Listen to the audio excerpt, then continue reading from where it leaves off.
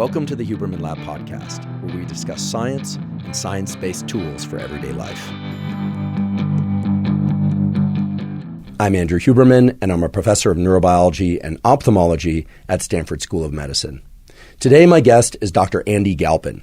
Dr. Galpin is a full and tenured professor in the Department of Kinesiology at California State University in Fullerton. He is also a world expert in all things exercise science and kinesiology. Today, you are going to hear what is essentially a masterclass in how to build fitness, no matter what level of fitness you happen to have. He talks about how to build endurance and the multiple types of endurance. He talks about how to build strength and hypertrophy, which is the growth of muscle fibers. So if you're seeking to get stronger or build bigger muscles or build endurance or all of those things, today you're going to learn how. You're also going to learn how to build flexibility, how to hydrate properly for exercise, and we'll also talk about nutrition and supplementation. What makes Dr. Galpin so unique is his ability to span all levels of exercise science. He has the ability to clearly communicate the sets and repetition schemes that one would want to follow, for instance, to build more strength or to build larger muscles. He also clearly describes exactly how to train if you want to build more endurance or enhance cardiovascular function. What's highly unique about Dr. Galpin and the information he teaches and the way he communicates that information is that he can take specific recommendations of how recreational exercisers or even professional athletes ought to train for their specific goals and link that to specific mechanisms, that is, the specific changes that need to occur in the nervous system and in muscle fibers, and indeed right down to the genetics of individual cells in your brain and body in order for those exercise adaptations to occur. It's truly rare to find somebody that can span so many different levels of analyses and who is able to communicate all those levels of understanding in such a clear and actionable way. Indeed, Dr. Galpin is one of just a handful of people to which I and many others look when they want to make sure that the information that they're getting about exercise is gleaned from quality peer-reviewed studies, hands-on experience with a wide variety of research subjects, meaning everyday people, all the way up to professional athletes in a wide variety of sports. So it's no surprise that he's not only one of the most knowledgeable, but also the most trusted voices in exercise science. Dr. Galpin is also an avid communicator of zero-cost-to-consumer information about exercise science. You can find him on Instagram at Dr. Andy Galpin and also on Twitter at Dr. Andy Galpin. Both places he provides terrific information about recent studies, both from his laboratory and from other laboratories, more in-depth protocols of the sort that you'll hear about today. So if you're not already following him, be sure to do so. He provides only the best information. He's extremely nuanced and precise and clear in delivering that information. I'm certain that by the end of today's conversation, you'll come away with a tremendous amount of new knowledge that you can devote to your exercise pursuits.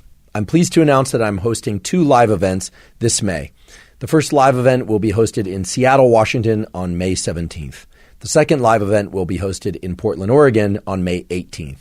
Both are part of a lecture series entitled The Brain-Body Contract, during which I will discuss science and science-based tools for mental health, physical health, and performance. I should point out that while some of the material I'll cover will overlap with information covered here on the Huberman Lab podcast and on various social media posts, most of the information I will cover is going to be distinct from information covered on the podcast or elsewhere. So once again, it's Seattle on May 17th, Portland on May 18th. You can access tickets by going to hubermanlab.com/tour, and I hope to see you there. Before we begin, I'd like to emphasize that this podcast is separate from my teaching and research roles at Stanford. It is, however, part of my desire and effort to bring zero cost to consumer information about science and science-related tools to the general public. In keeping with that theme, I'd like to thank the sponsors of today's podcast.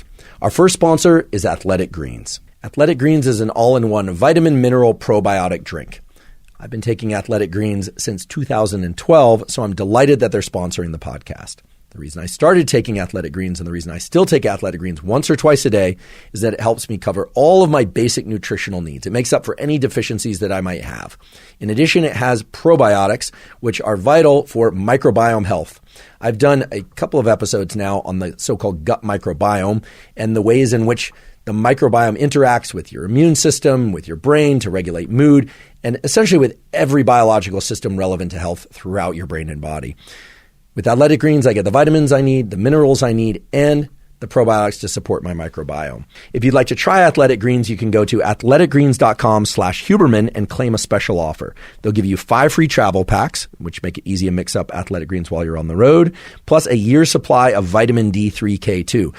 There are a ton of data now showing that vitamin D3 is essential for various aspects of our brain and body health. Even if we're getting a lot of sunshine, many of us are still deficient in vitamin D3. And K2 is also important because it regulates things like cardiovascular function, calcium in the body, and so on. Again, go to athleticgreens.com/Huberman to claim the special offer of the 5 free travel packs and the year's supply of vitamin D3 K2. Today's episode is also brought to us by Thesis. Thesis makes what are called nootropics, which means smart drugs. Now, to be honest, I am not a fan of the term nootropics. I don't believe in smart drugs in the sense that I don't believe that there's any one substance or collection of substances that can make us smarter. I do believe, based on science, however, that there are particular neural circuits and brain functions that allow us to be more focused, more alert, access creativity, be more motivated, etc. That's just the way that the brain works. Different neural circuits for different brain states. And so the idea of a nootropic that's just going to make us smarter all around fails to acknowledge that smarter is many things, right? If you're an artist, you're a musician, you're doing math, you're doing accounting, a different part of the day, you need to be creative. These are all different brain processes. Thesis understands this. And as far as I know, they're the first nootropics company to create targeted nootropics for specific outcomes. They only use the highest quality ingredients, which of course is essential. Some of those I've talked about on the podcast, things like DHA, ginkgo biloba, phosphatidylserine. They give you the ability to try several different blends over the course of a month, discover which nootropics work best for your unique brain chemistry and genetics and goals, and with that personalization, design a kit of nootropics that's ideal for the different brain and body states you want to access. I've been using Thesis for more than 6 months now, and I can confidently say that their nootropics have been a total game changer. My go-to formula is the Clarity formula, or sometimes I'll use their Energy formula before training. To get your own personalized nootropic starter kit, go online to takethesis.com/Huberman, take a 3-minute quiz, and Thesis will send you 4 different formulas to try in your first month. That's takethesis.com/Huberman and use the code Huberman at checkout for 10% off your first order. Today's episode is also brought to us by InsideTracker. InsideTracker is a personalized nutrition platform that analyzes data from your blood and DNA to help you better understand your body and help you reach your health goals. I've long been a believer in getting regular blood work done for the simple reason that many of the factors that impact your immediate and long-term health can only be assessed with a quality blood test. What's unique about InsideTracker is that while there are a lot of different tests out there for hormones and metabolic factors, etc., with InsideTracker, you get the numbers back in terms of your levels, but they also give you very clear directives in terms of lifestyle, nutrition, and supplementation that can help you bring those values into the ranges that are best for you and your health goals.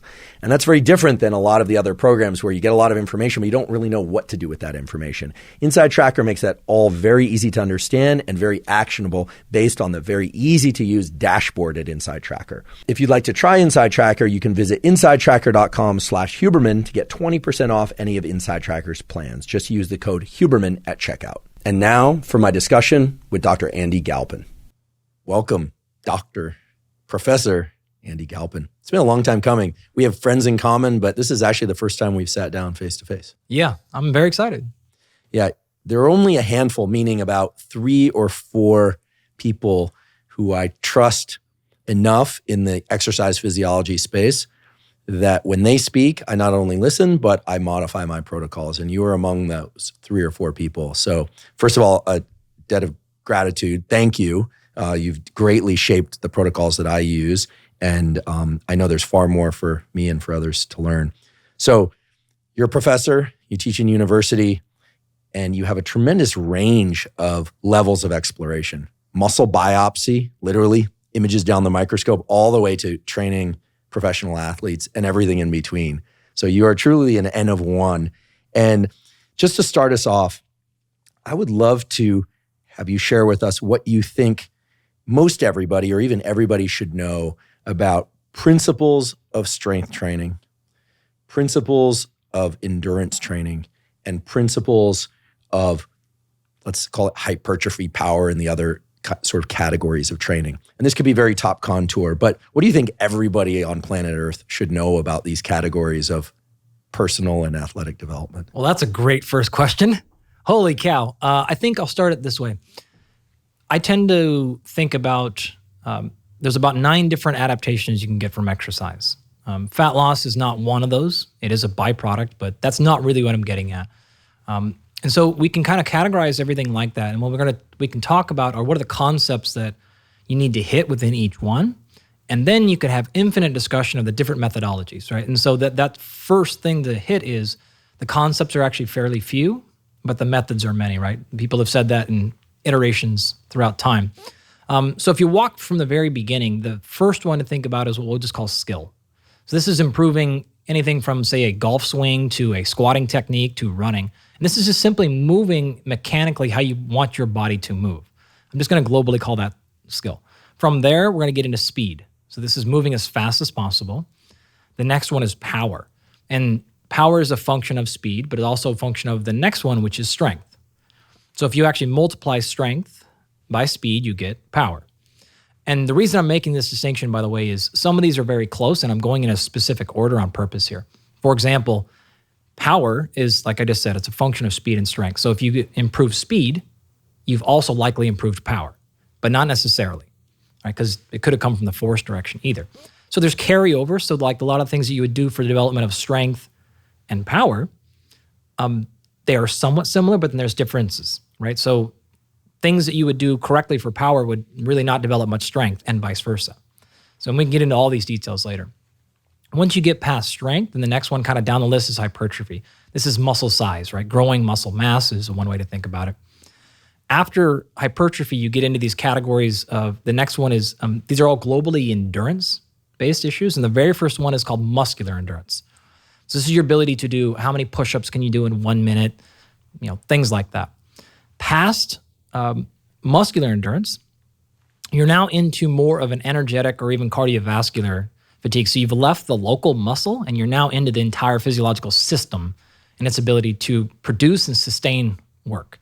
And we can get into a bunch of differentiations within endurance, but just to keep it really simple right now, the very first one, think about this as, I call this anaerobic power, right? So this is your ability to produce a lot of work for, say, 30 seconds to maybe 1 minute, kind of 2 minutes like that. The next one down then is more closely aligned to what we'll call your VO2 max. So this is your ability to kind of do the same thing, but more of a time domain of, say, 3 to 12 minutes. So this is going to be a maximum heart rate, but it's going to be well past just max heart rate. Then after that, we have what I call long duration endurance. So this is your ability to sustain work. The time domain doesn't matter in terms of how fast you're going. It's how long can you sustain work. This is 30 plus minutes of no break, like that. So as just a high level overview, those are the different things you can target. And again, some of those cross over and some are actually a little bit contrarian to the other ones. So pushing towards one is maybe going to sacrifice something else. So as an overall start, that's really what we're looking at. Within all of those, though, they do have similar concepts in terms of there's a handful of things you have got to do to make all of those things work. And we could talk about as many of those as you want, but one of them is functionally called progressive overload. So whichever one you're trying to improve at, if you want to continue to improve, you have to have some method of overload. And as you well know, you've talked about a lot, adaptation physiologically happens as a byproduct of stress. So you have to push a system. So if you continue to do, say, the exact same workout over time, you better not expect much improvement. You can keep maintenance, but you're not going to be adding additional stress. So in general, you have to have some sort of progressive overload. And we can talk in detail about what that means for each category. But this could come from adding more weights. This could come from adding more repetitions. It could come from doing it more often in the week. It could come from adding complexity to the movement. So going from, say, a partial range of motion to a full range of motion or adding other variables. So there's a lot of different ways to progress, but you have to have some sort of movement forward. So if you have this kind of routine where you've built Monday, Wednesday, and Saturday or something, and you just do that infinitely, you're not going to get very far. So that's, I guess, the most high-level overview of all the things people can go after. And then we can go from whatever direction you want from there. Well, I'd love to do the deep dive on each one of these for several hours. And I imagine that over time we probably will.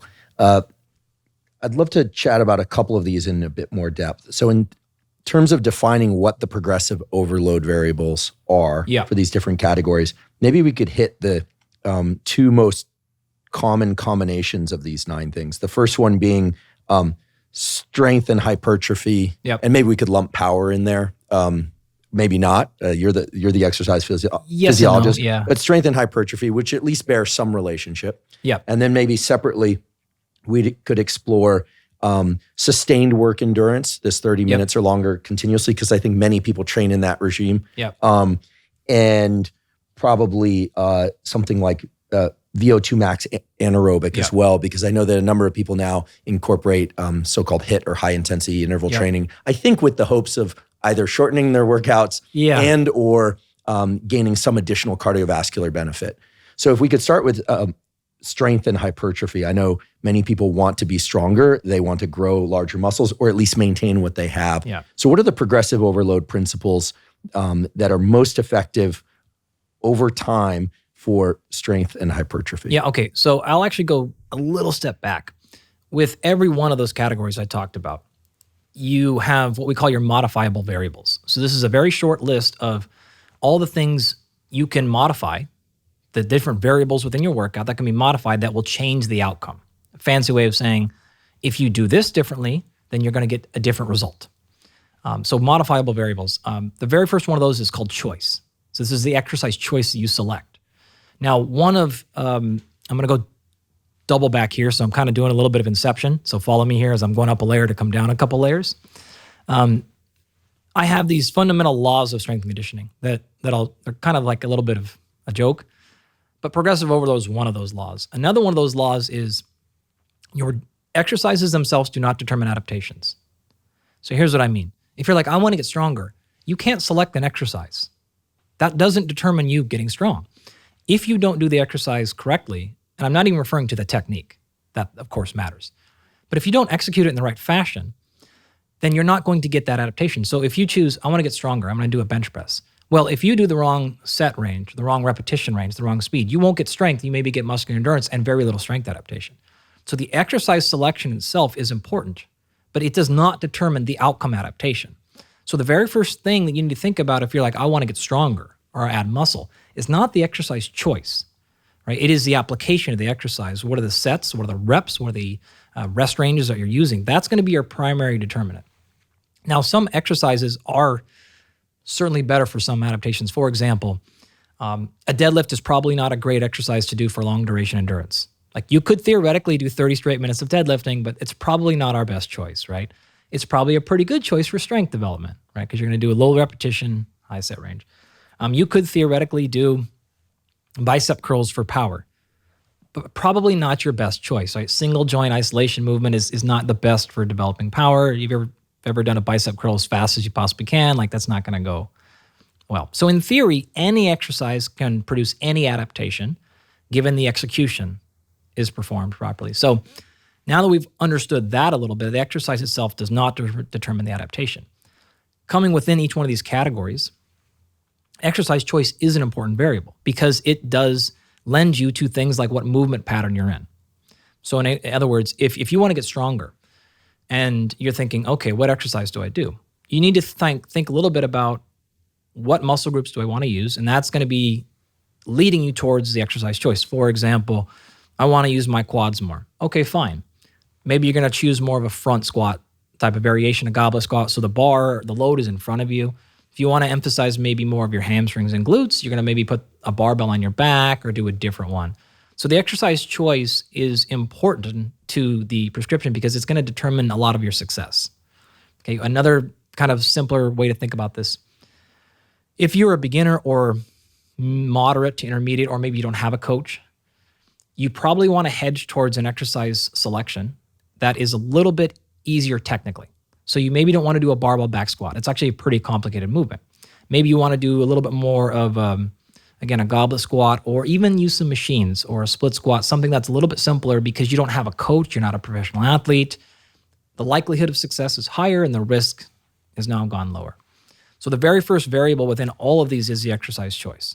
The second one is the intensity, and that refers to, in this context, not perceived effort, like, wow, that was a really intense workout. It is quite literally either a percentage of your 1 rep at max or a percentage of your maximum heart rate or VO2 max. So for the strength-based things, You want to think about what's the percentage of the maximum weight I could lift one time. And that's what we're going to call 1 rep max. Or it's a percentage of my heart rate, right? So if I tell you to get on a bike and I want you to do intervals and I want you at 75%, I'm typically referring to 75% of your max heart rate or VO2 max or something like that. If I tell you to do squats at 75%, that means 75% of the maximum amount of weight you could lift one time or close. In terms of determining 1 rep max, I confess I've never actually taken the 1 rep max for any exercise, but I have some internal sense of what that might be or what range it might be.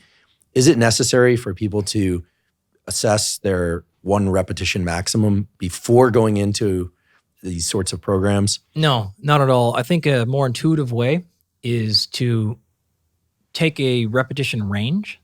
Well, you can do this a couple different ways. So there are equations you can run, and you can just Google these anywhere, and these are called conversion charts. And so it says, okay, if I did 75 pounds on my bench press and I did it 8 times, you can just run an estimate to say, that, okay, you're probably going to be able to bench about 95 pounds for 1 rep max or something. So that's a very easy conversion chart. So just pick a load that you feel comfortable with, but it's kind of heavy, but not like crazy heavy, and do as many repetitions as you can with a really good technique, and then look what that number would be. So conversion probably safer charts, than doing it one repetition maximum. For the general public who has, again, no coaching, it's safer. For a professional athlete, it's not any safer, but or not even a professional athlete, but a trained person with a coach. But for most people, yeah, that's a good way to go about it. You can also just kind of do it with feel, in the sense that, say you want to do a set of 5 repetitions, and you do the load and you think, I could have done 1 or 2 more. And then you kind of have an idea of what that number is going to be. If you think, man, that last one I had to kind of really, really, really get after it, then maybe just call that number, right? So you don't have to get overly concerned. In fact, when we start getting into these number ranges, you're going to see that they're all ranges. We're not going to give a specific 95% for one of these exact reasons. It's not that precise for most of them. In fact, some of them, like hypertrophy, have enormous ranges that you almost can't miss. So the intensity in that case doesn't even matter for the most part, because that's not the primary determinant. Some of these you're going to see intensity is the determinant, and some of these you're going to see volume is the true determinant. So intensity, though, is the second one. Choice was the very first one, manipulatable variable. Intensity was the second one. The third one is what we call volume. And so this is just how many reps and how many sets are you doing, right? So if you're going to do 3 sets of 10, that volume would be 30, right? 5 sets of 5, that volume is 25. It's just a simple equation. How much work are you totally doing? The next one past that is called rest intervals. So this is the amount of time you're taking in between typically a set. Then from there, you have progression, which is what we started to talk about, this progressive overload. Are you increasing by weight or reps or rest intervals or complexity or whatever? So all of those things can be changed as a method of progression. And so maybe you want to go progressing from a single joint exercise like a leg extension on a machine, and you want to progress by moving to a whole body movement like a squat. That in of itself, you don't have to change the load or the reps or the rest. That is a representation of progressive overload. And it's probably a pretty good place to start because, number one, especially for beginners, you want to make sure that the movement pattern is correct. Don't worry about intensity. Don't worry about rep ranges or any of these things. You need to learn to move correctly, and you need to give your body some time to develop some tissue tolerance so that you're not getting overtly sore. In general, soreness is a terrible proxy for exercise quality. It's a really bad way to estimate whether it was a good or a bad workout, especially for people in that beginner to middle to moderate. In fact, even that for our professional athletes, we do not use soreness as a metric of a good workout. It's a really bad idea for a bunch of reasons. On the same token, because stress is required for adaptation, you don't want to leave at the gym and feel like, I don't really do much. There has to be there. So if you think about soreness on a scale of 1 to 10, you probably want to spend most of your time in like the 3. You mean post-exercise? Yeah. In between workouts? Totally. And I know we'll talk about recovery extensively later, but if one body part or set of body parts is sore, is that an indication that one should stay out of training? I would imagine the answer is no in most cases. And secondarily to that, if a particular muscle is sore, does that mean that muscle is not ready to be trained again? Yeah, the answer to both those is the same, which is no, right? You can certainly train a sore muscle. you need to, I guess, have a little bit of feel on that, right? So if you're sore of like, okay, like, and you're moving around a little bit and you're like, man, this is a little bit sore, you can train. If you're like, I can't sit on the couch without crying because my glutes are so sore, like we probably don't need to train again, right? Does whimpering count as crying? Yeah. In that particular case, I'd say you've actually gone to the place of detriment, because now you're going to have to skip a training session. And now you're behind. So your actual total volume, say across the month, is actually going to be lower because you went way too hard in those workouts, had to take too many days off in between. You're going to see that you're going to cover less distance over the course of a month or 6 months or even a year. So you want to walk a pretty fine line. And for most people, I would say hedge a little bit on the side of less sore than more sore, because frequency is very, very important for almost all these adaptations. Training frequency. Which is the last modifiable variable, right? Frequency, which is how many times per week are you doing that thing. So those are kind of our global things that we can play with. So when I'm trying to manipulate and get strength versus hypertrophy, or you know what, I want like a little bit of both, all those variables are the things that are going through my mind. Which one do I need to move in which direction so that I can get this outcome and not this outcome over here? For example, some folks might want to get stronger, but not put muscle mass on. Some folks are just kind of want both. And that's a lot of the general public. I want to get a little stronger and a little bit more muscle. Great.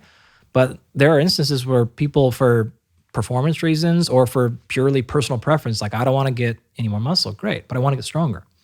Awesome. If you manipulate those variables correctly, you can get exactly that. Very little development of muscle size and a lot of development in strength. And this is why we continue to break world records in sports like powerlifting and weightlifting that have weight classes. So there's a top number that we can hit in terms of body size, but yet we continue to get stronger and faster. So this is very possible if you understand how to manipulate all those variables. So that being said, we can start off with, you wanted to go strength and strength. And I love that you mentioned the fact that it is possible to increase strength without increasing muscle size, at least not dramatically, because I think it's not just weight class athletes. I know a lot of people who, for aesthetic reasons, they'd like to be stronger. They're hearing that having strong bones and strong muscles and tendons, it's great for longevity and for avoiding injury and so many other features of life. And yet they don't want to fill out progressively larger and larger sizes of clothing. And we can go harder to the mechanisms on that piece if you want. Or we can save that and come back to it. Sure. What I'd love to, what I'd love to know was if we could define some of these modifiable variables in the context of strength. So let's say we're somebody who, I come to you and I say, and let's just say for sake of balance here, because she actually does do some weight training, I bring my sister in and I say, me and my sister both want to get stronger. Yep. What modifiable variables should, how should we modify the variables? Love it. All right, great. I'm going to do Inception on you one more time. So one of my other laws, this won't be fast, I promise, of strength and conditioning is, in general, the default is all joints through all range of motion. So this is important because it's going to answer your very first question on this strength category. So in general, the ankle should go through the full range of motion in the ankle. The knee should go through the full range of motion, the knee, the hip, the elbow, et cetera, right? Across the workout, not in a single movement. Well, right. I would hope. Unless there's an amazing exercise I haven't heard about. Well, there are some exercises that we're going to call more full body. Think about a full snatch. Mm-hmm. Like, you're going to take a lot of your muscles, a lot of your joints through a lot of the range of motions. Other ones, like in isolation, we call these single joint exercises. So imagine a bicep curl. You have one joint in that particular case, the elbow moving, the shoulder, and everything else is pretty much stable. And this is how we'll differentiate multi-joint from single joint movements. But yeah, so across, I would even say it doesn't even have to be the day, but maybe throughout the week. Try to get every joint through full range of motion. Now, a couple of quick caveats to that. I am not advocating using full range of motion and allowing really bad exercise technique. So when I say full range of motion, that's the default. That doesn't mean every single person can do that for every single exercise. It means that's where we should be striving to, and that's our starting point. You're going to see a lot less injury and a lot more productivity out of your training sessions. In fact, the science is fairly clear on this one. Strength development as well as hypertrophy is generally enhanced with a larger range of motion of training. And the mechanisms are like somewhat understood on that. So that being said, if you have to get into, say, a bad position with your, say, low back, the spine is a very good one here. In general, the spine should stay very neutral is what we call it. So no flexion, no extension, especially in the lumbar region. So if you're doing say a deadlift, and in order to take your knee through a full range of motion on a deadlift, you have to compromise your back position. That's no bueno. So caveats there aside, don't kill me. Like in good positions always. And don't kill yourselves, more importantly. So why that matters is if we walk through strength, the very first thing I'm going to go through is the exercise selection. So let's choose an exercise which ideally has a full range of motion or close to it that doesn't induce injury for you, that you can still maintain good neck and low back and position and everything else. You feel comfortable with, so you can feel strong, but you don't feel like, oh my gosh. If you've never snatched before, having you do a snatch for a maximum, even 75%, like it's a terrible idea. You're not going to feel confident. It's going to be a train wreck. I would rather put you on a machine bench press. So you can go, I feel stable, I feel safe here, and I can just express my strength. So exercise choice in general, full range of motion, and you want to kind of balance between the movement areas. So this is an upper body press. So this is pushing away from you, bench press, things like that. Upper body pull, pulling an implement towards you. Bent row, pull up. The pressing should be horizontal, so perpendicular to your body, as well as vertical. So this is lifting a weight over top of your head, lifting a weight away from you. The pull version is pulling horizontally to you and pulling vertically down, pull up, things like that. From the lower body, we typically call these hinges. It's sort of a funny muscle thing that no one's going to laugh at, but like maybe me and you here, is we'll categorize muscles or movements, exercises as pushes and pulls, right? So like a squat tends to be a push because you're pushing away the ground. A deadlift is a pull because you're pulling the implement up to you. But in reality, every single exercise is only ever a pull because muscle doesn't push things away. Muscle can only contract and pull on itself. And so, again, super nerdy thing that like most people are like, yeah, and everyone's like, that's so dumb. No, but I think it's a really important point because it also speaks to something I think we'll get into later, which is that, posterior chain, anterior chain. Totally. And if that's mysterious to people, it'll become clear before long. Posterior chain, anterior chain makes a lot of sense to me because of the way it's grounded in the firing of motor neurons, which is ultimately what controls muscle. So it's also, I think, nerves all the time. Exactly. So it also depends on the lens through which one looks at life and exercise. Of course, my lens is primarily neuroscience. So, but I realized that the importance. I like this idea of pushing perpendicular to the body, overhead, pulling both toward the body and from overhead. That just makes really good intuitive sense, especially since a lot of people were just listening to this and not watching it. So in your minds, folks, you can think about pushing away like a punch or overhead, like lifting something overhead and then pulling toward your midline or toward your body rather, and then pulling yourself up like a pull-up in PE class for those of that. So the lower body's the same thing, right? It's some sort of pushing away like a squat or a split squat or a lunge or something like that. And then some sort of, again, what we'll call pull or hinge. So a deadlift or a Romanian deadlift or a hamstring curl or something where you're contracting and pulling the thing. And you could split these into like 1,000 different categories. If you're really in that field, you're going to want to add a bunch of other ones. But that's just like a rough conception. So if you were going to do a single workout, you could choose 4 exercises. And you could choose one of each. One press, upper body press, one upper body pull, one lower body hinge, one lower body press. And that would be like a decently well-rounded exercise. That's your exercise selection. And if you're taking those through a full range of motion, you're at a pretty good spot, as close as you can. The next one is intensity. So if you want to develop strength, this comes back to one of my favorite scientists of all time, who happens to be a nerve guy, actually. And generally, I like to shit on nerves as much as I possibly can because I'm a muscle guy. But I have to give Henneman some credit here, right? And I know you know who that is. Henneman size principle. Yeah, of course, right? So this is a series of papers, I think it was in Nature. At least some of them, yeah. Yeah, in 1954, 56, or like something. You can fact check me, I'm sure you will. But he basically outlined this idea that, there's a certain recruitment threshold needed for neurons to fire. And we have muscle fibers in what we'll call fast twitch muscle fibers and slow twitch muscle fibers. And in general, you're going to activate the slow twitch ones first because they tend to be associated with low threshold motor neurons. It's not exactly that way, but it's close enough, right? Well, the only way that you activate some of these higher threshold neurons is to demand the muscle to produce more force. And it's fairly specific to force, right? It's not something you can do over an endurance thing, right? Unless it gets really extreme and fatigue happens.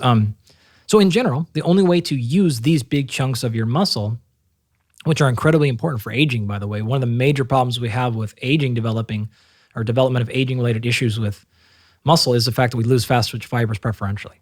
And then we have major problems as we go down the line because we've lost a big chunk of our strength and size. So you want to make sure these fibers stay alive and intact. Okay, so if that being said, the only way to develop strength is then to challenge the muscle to produce more total force. If you are fairly untrained or new, I guess I should have stated this all at the beginning as well. One more inception, then I'll stop. When it comes to this level of detail of exercise prescription, a fairly untrained person is going to respond basically the same to every single thing you do. In fact, we've done this in the lab many times. We've done training studies doing things like 30 minutes of cycling and seeing huge increases in muscle strength and size, which is not a prescription for most people to increase size, but people that are really untrained, if you did plyometrics or strength training or endurance running, they all just get better at everything. So that caveat kind of aside, if you want to be more intentional and more specific to the goal of strength, you need to produce more force. Specificity matters, right? So we have size principle to help understand this, and we have our laws of specificity, which say said principle, right? Specific adaptation to imposed demand. So the adaptation you get or the result of your training is going to be a reflection of the demand that you imposed. So if you want to get stronger, you need to impose a demand of strength, not repetitions. So the load has to be very high. In general, you're probably looking at above 85% of your 1 rep max. If you're moderately trained, maybe 75% will work. Lowly trained, again, everything works. But in general, we want to be pressing a load that's very high. So because the intensity demand is so high, that is going to force you to do a low repetition range. You can't do 12 reps at 95%.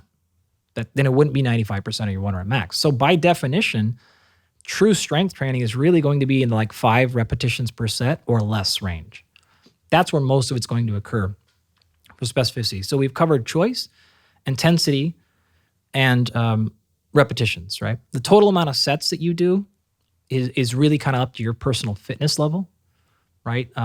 If you did as little as like 3 sets per exercise, that's probably enough. Work sets. Totally. Yeah, totally work sets, right. So get fully warmed up and build up to that 85%. Don't just walk into the gym and throw 85% on and go, thank you. That's an important distinction. So work your way up, do some, like a very classic warm-up thing would be like a set of 10 at 50%, a set of 8 at 60%, a set of maybe 8 again at 70%, and then maybe like a set of 5 at 75%. So 2 or 3 or 4 sets kind of building intensity and lowering the rep range. And then you would go after your 2 or 3 working sets. Also, in terms of rest intervals, now because we're the primary driver of strength is intensity. It's not the volume, right? It's the intensity. So in order to maintain that, we have to do a low repetition range. But in addition, we also have to have a high rest interval because if we have any amount of fatigue incur, and we have to then either reduce the reps or reduce the intensity, we've lost the primary driver. We've lost that main signal. So the number we're going to throw out typically is like 2 to 4 minutes. So imagine you did, your set of bench press and you did 5 repetitions at 85%. You probably want to rest 2 to 4 minutes before coming back to the bench. That doesn't mean you have to sit there on your phone. Like, in fact, please don't. Like, everyone will thank you for not doing that, I promise. You can engage other muscle groups. This is what we call supersetting. So you're doing your bench press, and while that 2-minute clock is running for your chest to rest, you can go over and do your deadlifts. And so, you can kind of move back and forth, and this is how you can make strength training a not 7-hour workout. If you're a professional athlete, you're going to take that time because you want to maximize the outcome. We've done this actually in our lab too. Supersets will reduce the strength gains, but by a tiny amount. And most of us don't care enough relative to it's going to triple the length of your training session. It's not worth it. So for the average person, I will tell them, yeah, superset. For someone who's trying to break a world record in weightlifting or powerlifting, don't superset. Interesting. Yeah, I think I've found that I don't recover particularly well from strength and hypertrophy training. So like in the workout or the next day? From workout to workout, unless I keep the total duration of those workouts, I like to say no more than 60 minutes of work, real work. Yep. maybe 75. Past 75, I find that I just start to, That's a lot. I have to introduce additional rest days, or I just get weaker over time. So I set a kind of a limit at 50 minutes, and then I usually violate that limit and end up doing 60 minutes. So I'm excited to hear that one can superset exercises as long as they work different muscle groups, of course. Yeah. Right. So I wouldn't want to do like bench press and overhead press supersetted, because we can eat. I think that goes without saying for most people, but just to point that out. But that I could do some push pull without compromising total intensity that much. And I certainly would be willing to give up a rep here or there, or a few pounds here or there. And may I ask whether or not in doing that one gets any even tiny bit or more of additional benefit in terms of cardiovascular work? Because I imagine after even a 1 rep max, which I've never done, as I mentioned, but let's say I get 3 reps on the overhead press, and then I get 4 reps on a weighted pull-up, and I'm going back and forth. I'm no doubt going to be breathing harder than if I was sitting there texting away on my phone in between sets. Yep, of course. Yeah, and so in fact, in general, one of the things that I'll present in my class is a giant list of, in fact, like on the top is all these different exercise adaptations I started the conversation with. And on the vertical column are as many of the physiological potential adaptations one would get. So changes in endogenous pH, blood pressure, lymphatic changes, bone density, all these things, right? And just have this giant list. And then you can run a matrix, and you can start to look at, okay, if I do speed training, am I going to see changes in the nervous system? Well, like very much so, right? That's the primary actual reason those things work. Very little change in the muscle system. It's almost exclusively explained by the central or peripheral nervous system, right? On that same token, are you going to expect many cardiovascular adaptations from speed? And the answer is no, because although we didn't cover it, speed is very low intensity, very low rep range, very high rest. Well, as you go to like strength and then you go to hypertrophy, you start seeing more and more increases in cardiovascular adaptations because you're doing exactly that, right? You're starting to reduce rest and you're starting to increase volume. But you're going to lose things like bone mineral adaptations because the load starts to go down.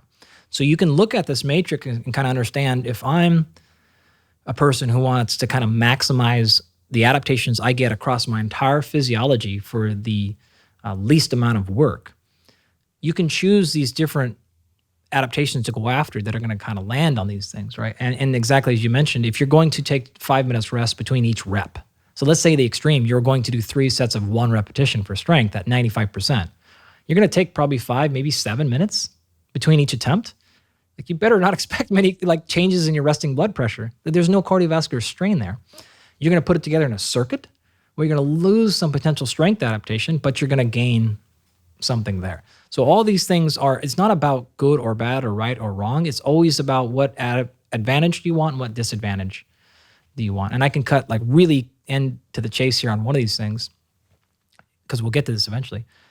If you want to know the ones that are going to generally give you the most physiological adaptations across the most categories, you're almost always looking for hypertrophy type of training. And then this anaerobic conditioning piece that we'll get into, that's going to hit the most systems at once. That's great to know, and we should definitely go a little bit deeper on those types of what the modifiable variables are for those categories, because I think that I'm guessing the vast majority of people want to be a bit stronger, maybe add a little bit of muscle or more, make sure their heart is healthy, and et cetera. This is wonderful, and I think is clarifying certainly a lot for me. So for strength, I guess training frequency. So what should determine training frequency? And I had the great benefit of a long time ago when I was in high school, actually, I paid for a session over the phone with Mike Menser. Oh, lovely. The Mike Menser. Sure. And we got to be friends High-intensity over time. training. At the time, I was pretty young, and my mother kept saying, like, why is this like grown man calling the house? And we would talk all the time about training, but he tried to convince me to train once every 5 to 7 days, very few sets, very high intensity. And I must say, it worked incredibly well. Sure. It was, I think, with my recovery quotient, which was not very good, I think has improved over time, but was not very good. It was remarkable. But of course, this was a time when I was, full of the most anabolism you've ever had in your on life. my own version of anabolics, right? I was really I had a long arc of puberty. And you were untrained.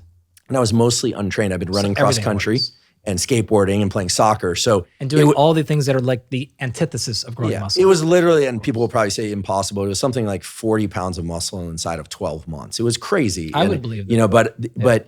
And so then of course that stopped working over time. Sure. And then you start going down the odyssey of trying to find the thing that's going to work that well. And you eventually realize that it was because you were untrained, right? So training frequency is crucial. Let's say that people are doing these whole body workouts as you've described them, not alternating upper body, lower body, because there's so many different splits that we probably doesn't make sense to go into splits in right now. But how often can and should one train a muscle? And how do you know if a muscle is recovered locally? And how do you know if your nervous system is recovered systemically? Okay, this is a bunch of really interesting questions. I'm not sure exactly what route you want to go, so I'll start here. As I mentioned earlier, soreness is not a good barometer of exercise quality because some types of training are going to induce more soreness and some are going to induce less. That's important to this conversation because when you ask about how do you know if a muscle is ready to train again, one of the questions is, what are you training for? If you're training for hypertrophy, right, muscle size, muscle growth, we need to hedge towards recovery because what you're trying to do is cause a massive insult there, allow then protein synthesis to occur, building of new tissue, which takes time, 48 to 72 hours, like kind of at a minimum, that process needs to occur. If you're doing actually more strength, and this is a differentiation between hypertrophy and strength, then you didn't induce actually much damage. In fact, you're generally not going to get very sore from true strength training. Very little, unless you get really heavy or you did it a lot. The primary driver of hypertrophy is not the same primary driver of strength. We talked about that already. That's intensity driven. For hypertrophy, it's not intensity. So because we have different mechanisms, we have different outcomes, even though they're closely aligned, strength is not going to cause a lot of soreness. Therefore, intensity is the driver. Therefore, frequency can be as high as you want. So you can train every single day the same exact muscle if speed or power or strength are the primary training tools because you need stimulus there. Skill as well, right? Practice. That you know that as much as anybody. Developing a new motor pattern requires a lot of repetitions, right? You don't need a tremendous amount of rest. It's not a damage thing, right? It's a repatterning issue. So strength training, in fact, if you look at, again, true strength professional athletes, they're going to train the same muscles basically every day. Wow. They're going to squat every day. And is that because the primary mode of adaptation is recruitment of these high threshold motor units? It's mainly neural. No. So everyone's going to say that, and this is where I get all feisty. Well, I'm not saying that. That was actually, there was a question mark there. Okay. If we were online putting comments, there would be a question mark. We would have fought. Yeah. I would have blocked you. I was just kidding. I think you already blocked me. No. Probably twice. Okay. The early adaptations to exercise, especially strength training, are hedged towards the nervous system. No question about it. People always say central nervous system, but it's probably more peripheral. Right? Whatever. Semantics, probably, but pedantic. It's nervous. If you train today, tomorrow morning, you're not going to wake up with a actually increase in contractile proteins in muscle. Your muscle might be a little bit bigger due to some acute swelling, but you could have a pretty acute that persists change in the nervous system, we'll call it, that allows you to be stronger like within a couple of days. Sustained hypertrophy is probably more along the lines of 4 weeks where we can see that, right? We can actually see changes like in the ultrasound. Now you're making changes immediately. That protein synthesis process is happening like very fast and it's going to last. It just takes us time to measure it in terms of a noticeable change in your whole muscle size. So that being said, the first 4 weeks we typically say are primarily nervous system. After that, now we're starting to see most of the changes coming from the muscle side of the equation. So with strength development, it's a combination of 3 areas. In fact, all muscle contraction has these same 3 things. It starts off with some signal, right, from somewhere in the body, whether it's all the way up the top or at the level of the spine, depending on if this is a reaction or an actual conscious control. From there, that some signal has to tell the muscle to contract. Okay, so signal is 1. 2, it's muscular contraction. And there's a lot of variables inside the muscle tissue itself that determine its functionality. And so if we took an individual biopsy and took a muscle fiber from you and took one from me, and we took those muscles out and put them in a petri dish, and I tied one end to a 4-strand transducer and the other end to a thing that pulls it, and we soaked it in a bath of calcium and a bunch of other stuff, even if they were the same size. Your fibers might contract a lot faster than mine, even relative to size, or not, or slower, or there's various properties. So the intrinsic fibers themselves determine a lot of functionality. From there, muscle fibers don't cause movements. Muscle fibers simply contract. They're all surrounded with connective tissue, and that's all surrounded with a bunch of more connective tissue. And that all surrounds into a muscle. That muscle is then surrounded with more connective tissue. That all comes together into a giant tendon. That tendon attaches to the bone. It's pulling on those tendon that actually move the bone that cause human movement. So that's area 3. Area 1, the nervous system. Area 2, the muscle contraction. Area 3, some sort of connective tissue thing.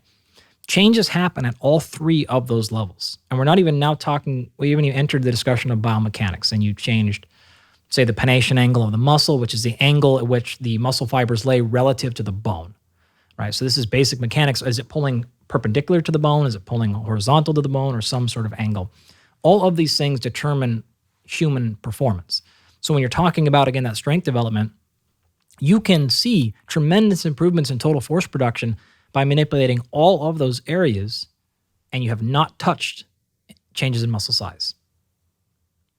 If you change muscle size in a true sustained fashion, whether this is sarcoplasmic or contractile proteins, you have given yourself more opportunity to produce more force. It doesn't guarantee you produce more force. Bodybuilders are not stronger than powerlifters, even though they have more muscle. But bodybuilders are probably stronger than most people. So there is a relationship between muscle size and strength. It's just not a one-to-one guaranteed ratio. And that's generally because although the muscle has been aided, they may have not changed the biomechanical considerations. They may have not changed the connective tissue, nor the nervous system stuff. And so that's why we see this giant relationship that R value is pretty high between strength and hypertrophy. But if you really want to get to the ends of it, it's not. And that matters to your actual question 10 minutes ago, because again, you can train strength daily on the same muscle. But if you want to allow for that process of contractile proteins to add and grow, then you're going to have to allow some recovery. Because if you go back into that muscle too soon, you're going to blunt the response, you're going to stop it, you're going to cut it off. You have all kinds of problems going on in the cell that are going to just attenuate that growth response. So I gave you the answer for strength training. The answer for hypertrophy is probably less than 3 out of 10 on level of soreness. You can go again. In general, you're probably looking at 72 hours is the optimal window. So if you trained your shoulders on Monday, you probably don't want to train them again on Tuesday. If hypertrophy is the goal, maybe Wednesday, maybe Thursday's best. So something like an every 2 to 3 day window is probably, and we know a little bit more now about why that is. The gene cascade, the signaling response happens, the signaling happens instantaneously, right? Within seconds. The gene cascade is probably peaked in the 4-hour window, like depending on which gene you want to look at, but it's just kind of a snapshot. But the protein synthesis process is 24 to 48 hour thing. And so it tends to kind of look like let that thing finish and let that signal go back to baseline and then hit it again and then hit it again. And now as long as you're providing the nutrients, the recovery should happen and you should be able to sustain the same work output in the training session. So the stimulus stays high and the recovery's there and you can now continue to grow muscle. You mentioned 48 to 72 hours for hypertrophy. What if, for whatever reasons, the training split, lifestyle factors, et cetera, somebody, say, let's use your example, trains shoulders on Monday. Ideally, they would train them again on Thursday in their particular instance, somewhere Wednesday or Thursday, but they don't. They wait until Saturday or Sunday for whatever reason. Maybe it's more compatible with their work and other exercise schedule, whatever the reason. Are they actually losing hypertrophy that they gained, or they've missed a window to induce further hypertrophy? It's probably better to think about it the latter. It's not that you've lost, it's just you've just kind of lost an opportunity to make more progress. I will save you a little bit, and kind of going back to your HIIT program. This is the original high-intensity training, the Menser thing, right? Which is not the HIIT with one eye, not the high-intensity interval training, but high-intensity training. Like Correct. One set to absolute failure, maybe 2 for each muscle group. 20-minute workouts. Dividing your body into a 3-way split, and then literally training smashing like 6 times a month which most people would think that is absolutely crazy. Yeah. There's no way that's going to work. And I can tell you, It does. if you are untrained, you grow like a weed. Just if you train hard enough. and even you if you're rest trained, enough. look at the people who Mike trained. He put a lot of bodybuilders on really high levels. Now, they had the same similar help you had at that time frame. Well, wait, to be very clear, I was not taking exogenous anabolics. In fact, No, but your endogenous was just as good. I probably was. I wasn't measuring my levels there, but I probably would. I grew easy. And in general, I tend to grow pretty easily from weight training. But and I should say that to Mike's credit, and I think this is an important message, that he was the one who really said, look, unless you're going to make a professional career out of it, do not run the health hazards of exogenous hormones. It's certainly not at your age. So he deterred me from that, which was great because it never entered my mind. It just was one of those things where Mike Menser said, don't do it. And he had clearly done it, right? Obviously. And so he's speaking from an informed place. It never entered my mind. But also what was really wild is I was continuing to run cross country. And so there was a trade-off there at some point. A bit of an interference. But when you're young, you can many people can get away with what at this age would surely place me into a state of overtraining, even at low volume. We'll see. Yeah, well, I mean, like the whole field on interference effect has changed quite a bit recently, which we could come back to if you want. But just to finish out the idea here with that last question, if you want to take 5 days or 6 days in between each muscle group, you can do that. In fact, if you look at the research, it's going to show that frequency is not that important. Well, it's not that it's unimportant, but it can handle changes as long as you get to the same total volume. So you can do that. You just have to do a lot more work in that one workout. If you care about the 6-week, 8-week thing, if you're like, I'm in this for the next 60 years, like, it's probably okay, right? But it can be there. The challenge with splitting up your training sessions for hypertrophy into smaller numbers, like once or twice a week, it's just difficult to get that number. It's difficult to get that volume done. Volume-wise, the more recent meta-analyses are going to say that you're probably looking at around 10 working sets per muscle group per week. Seems to be kind of the minimum threshold that you're going to want to hit. So if you did 3 sets of 10 at your shoulders on Monday, 3 sets of 10 shoulders Wednesday, and 3 on Friday, that's 9 working sets. If you wanted to do 3 different shoulder work exercises on Monday and hit your 9 sets, it's not really actually going to be that much different. The problem is 10 is kind of the minimum. You probably want to look for more like 15 to 20, and in fact, well-trained folks, 20, 25.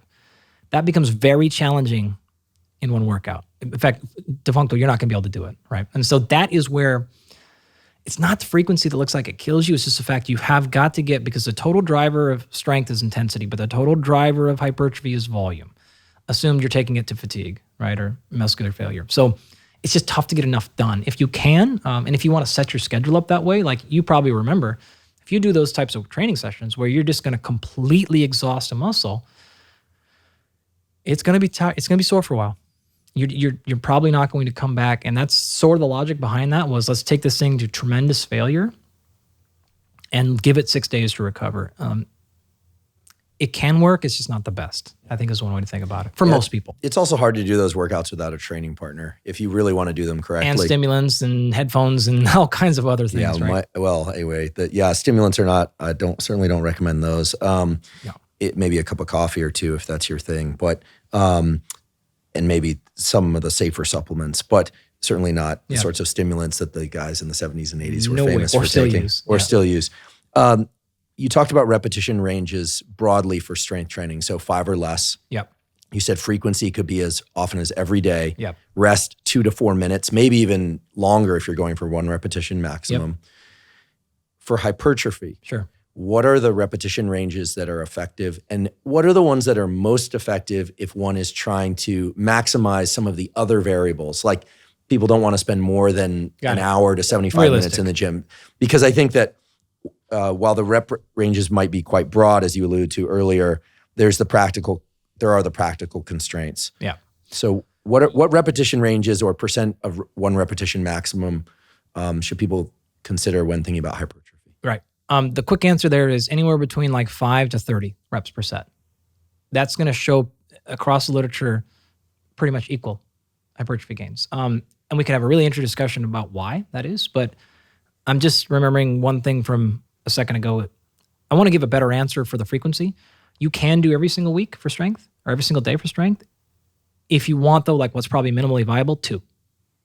Twice per week, per muscle. So hamstrings, strength, twice per week. That's a good number to get most people really strong. Okay. You can do every single day. You don't need to, though. So I want to make sure that, like, I wasn't saying you have to train a muscle 85% every single day to get it strong. 2 is a good number. 3 is great, but probably even 2 is really effective. Got it.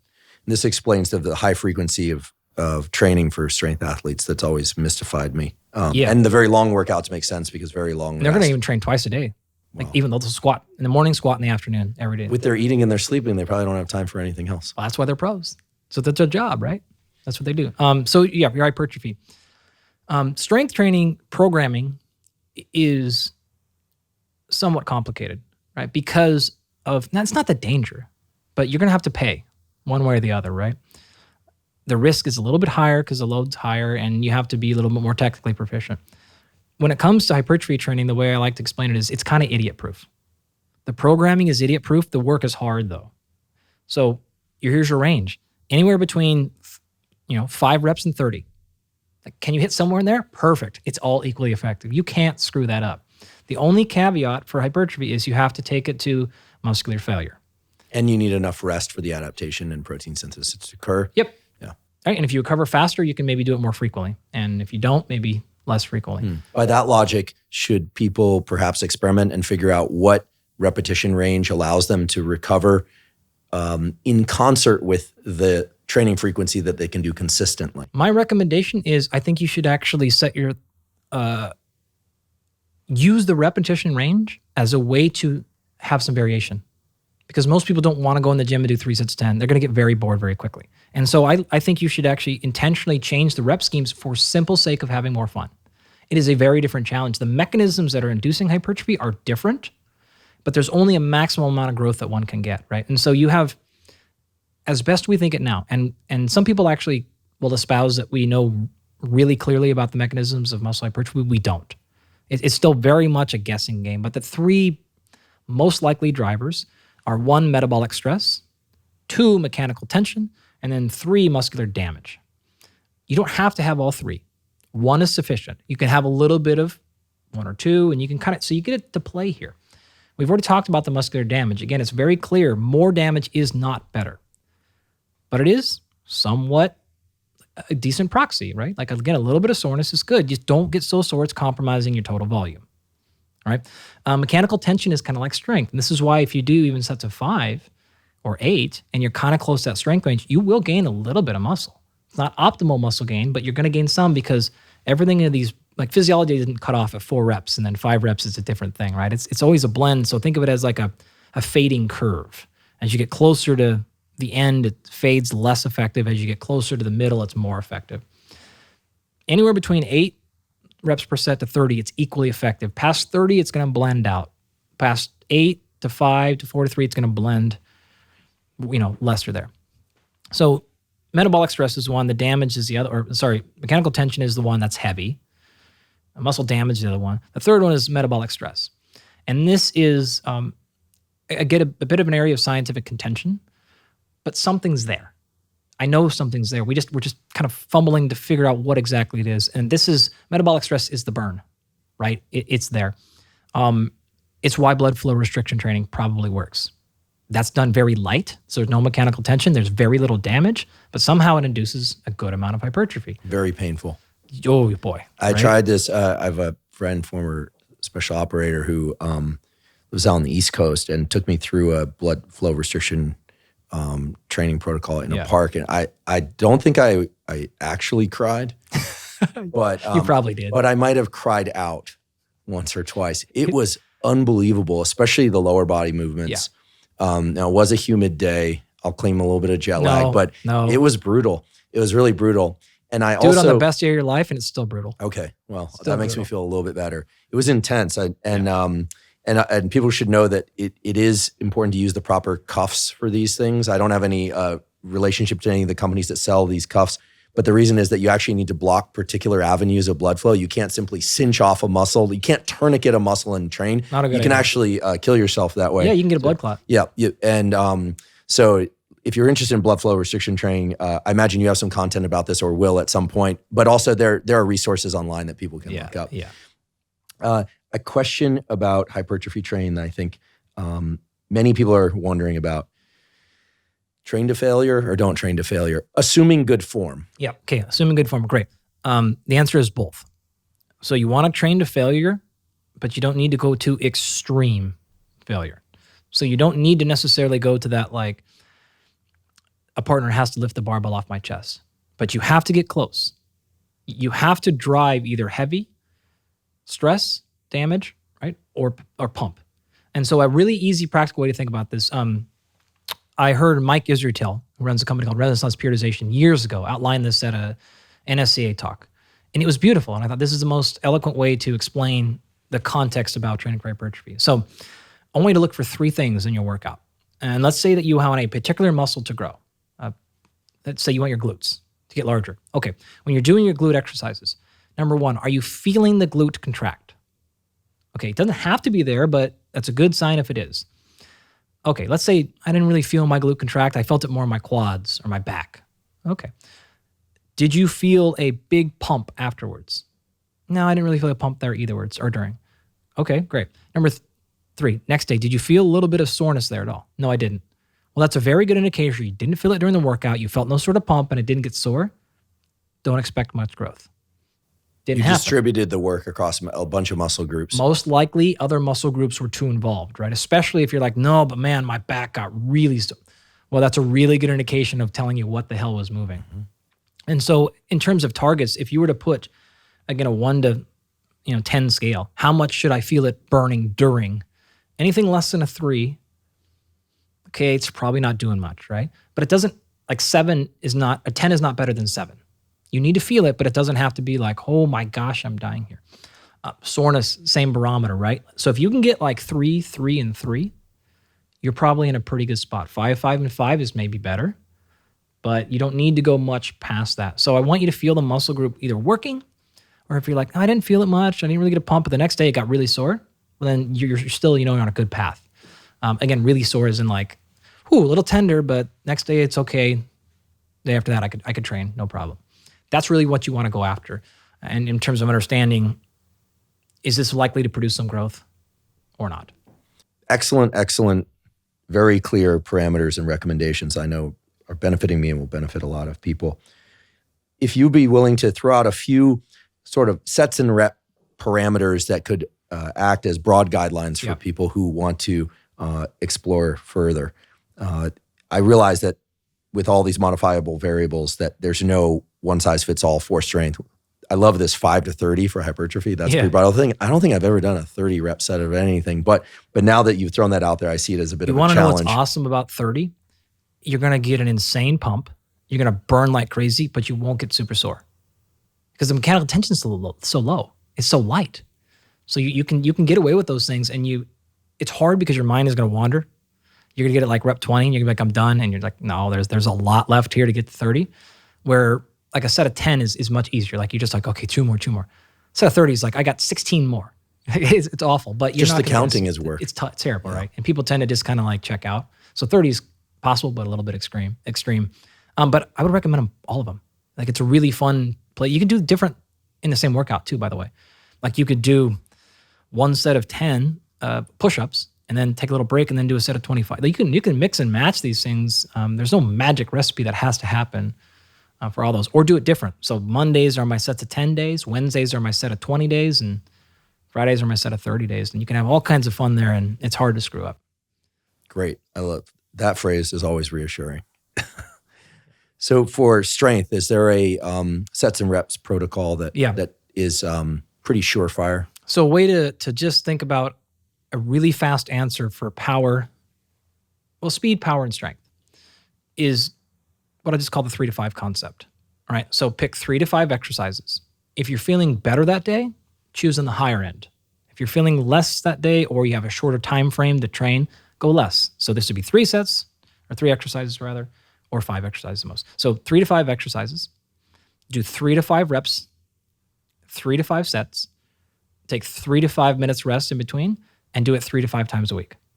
So that can be as little as 3 sets of 3 for 3 exercises 3 times a week.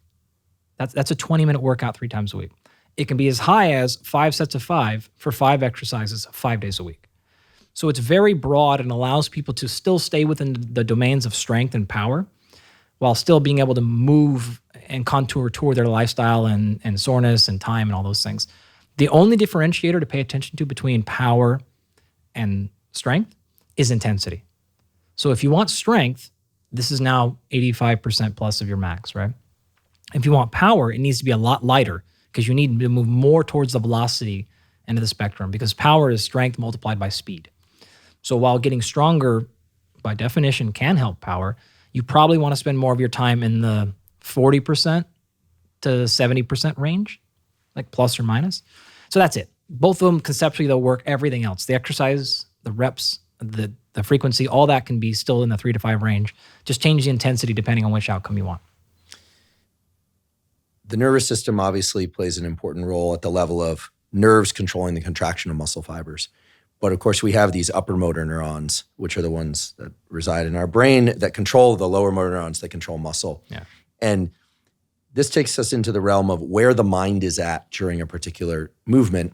And to me, this is not an abstract thing.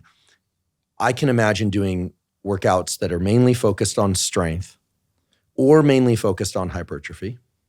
And in the case of strength, am I trying to move weights? And when I'm trying to generate hypertrophy, am I trying to quote unquote challenge muscles? In other words, if I'm just trying to move a weight away from my body, pushing a bench press or an overhead press, I don't know that I want my mind thinking about the contraction of my medial delts. I think I want my mind in getting the weight overhead with the best proper form. And certainly with hypertrophy training, best and proper form is going to be the target as well. But that simple, or I should say subtle mental shift changes the patterns of nerve fiber recruitment. So can we say to get stronger, focus on moving weights, still with proper form and safely, and to get hypertrophy, focus on challenging muscles, still with proper form and safely? It's very fair. Yeah, as a snapshot answer, it is a very fair thing to think about. Intentionality matters for both. In other words, if you look at some interesting science that's been done on power development and speed development, the intent to move is actually more important than the actual movement velocity. So if you're doing, say, something for power or strength, and you're doing just enough to get the bar up, that will result in less improvements in strength than even if you're moving at the exact same speed, but you're intending to move faster. And this is one of the reasons why good coaching matters. So if you're coaching an athlete through a power workout especially, and they're doing enough to just lift 50% of their 1 rep max, it's not going to generate as much speed development as them trying to move that bar as fast as they can, even if the net result is the same barbell velocity. Turns out nerves matter.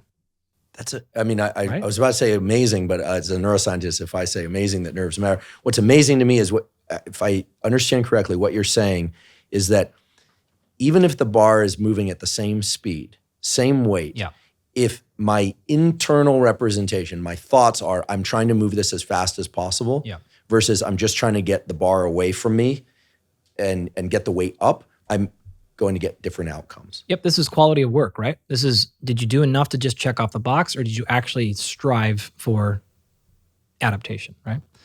Similar concept actually works for hypertrophy in terms of there is a handful of very recent studies that have looked at what we'll call the mind-muscle connection. And this is doing things like, imagine a bicep curl. And you're simply looking at and watching your biceps, and you're thinking about contracting it harder. Even though you execute the same repetitions at the same exact intensity, initial indications are the mind-body connection are going to result in more growth than not. You just gave authorization for people to look at their muscles contracting in the gym. Please do. Of course, right? Like, but the selfie is still ruled out. I'd rather you look at your muscles than your phone. So I'm fine with it. Those are initial. We don't have a large depth of research to support that. And maybe some stuff will come and counter it. But it matches what folks in that community have been saying for a very long time, right? There's actually some stuff on simply flexing in between. So if you've ever seen a bodybuilder, they'll do their set of bicep curls and then they'll get out and they'll flex and they'll check. And they're literally, this is what Arnold did, right? This is, if you go back to pumping an iron. Or college weight rooms, I should say. Right. For some reason, there's something about that age group. Yeah. There's a lot of checking of biceps in college weight rooms for reasons that escape me. If you ever interact with my wife, she will be the first to tell you, I cannot walk past a mirror without I'm checking something out. That you can't, or I that can't. she can't? I can't. Okay. Not noted. her, me. I'm the one that cannot walk All right, past. well then I'll be careful not to disparage that. And it has nothing to do with hypertrophy, but I'm just I'm a muscle guy, so I'm always thinking and tinkering, right, whatever. But yeah, it is, I think it's very much worth your time to do a higher quality training session, be more intentional, be present, than just executing the same exact workout. I think that's globally very clear to be to your advantage. So if you're thinking, I don't want to work out today, I got all this going on, or I'm tired or whatever, I'm just going to do the workout anyways and get through it. Okay. If you can go, you know what though, I'm going to cut 15 minutes out of this thing. I'm going to get my head right. I'm going to go get 20 minutes of quality work done. That's your best option by far. You alluded to the fact that even just looking at a particular muscle might benefit in terms of the number of fibers you can recruit, or its potential for hypertrophy. I've heard before, and I certainly have experienced that muscles that, for whatever reason, genetics or sports that one played, et cetera, muscles that we find that we can contract to the point of almost a slightly painful contraction seem to grow more readily than muscles that we can't recruit very easily. And the reason I mentioned sports that we played earlier is you just have to watch the Olympics to see that, swimmers obviously are very good at engaging their lats. You look at the gymnasts, they seem to be very good at engaging everything. Yeah. And they go through a huge number of different dynamic movements. So that explains that. So I find that, if people say, I can't get stronger in this, or my whatever body part is weak in terms of its inability to engage hypertrophy. Yeah, I see you're going. That oftentimes that can be because of an inability to engage those upper motor neurons to deliberately isolate those muscles. Are there ways that people can learn to engage particular muscle groups more effectively over time for sake of hypertrophy or strength, or for cases of trying to overcome injury potential or injury, because imbalances are bad across the board? Yeah, this is actually very common, and I think everyone has probably gone through this. There's some part that you just can't get going. For me, that was the lats. That was the rhomboids. So my back muscles. For years, I couldn't activate my lats or my rhomboids. These are the muscle groups that connect your shoulder blades. So if you try to squeeze your shoulder blades together, that set of muscles there are called your rhomboids. Your lats, of course, are more vertical and pull you kind of up and down. And no matter how many lat pull downs I did, bent rows, pull-ups, I could never see any development there, no increase in strength. And it took me probably a decade to figure out how the hell to actually get these things on. In fact, if you'd have asked me, even in my college years as a college football player, hey, flex your lats, show me your lats, you would have seen no movement there. When I was doing a pull-up, in that particular case, the only way I could get the bar to move was by using my biceps, right? So it's a synergistic muscle. It's supposed to be a secondary or tertiary muscle in that movement, but for me, it was primary because of my overstrength in my biceps coupled with my lack of activation in the lats. So you're compensating the same movement. Actually, kind of an easy way to think about this is, imagine doing a bent row. So imagine you're bent over kind of at a 45 degree or a horizontal angle, and you're going to pull a barbell to your belly button, all right?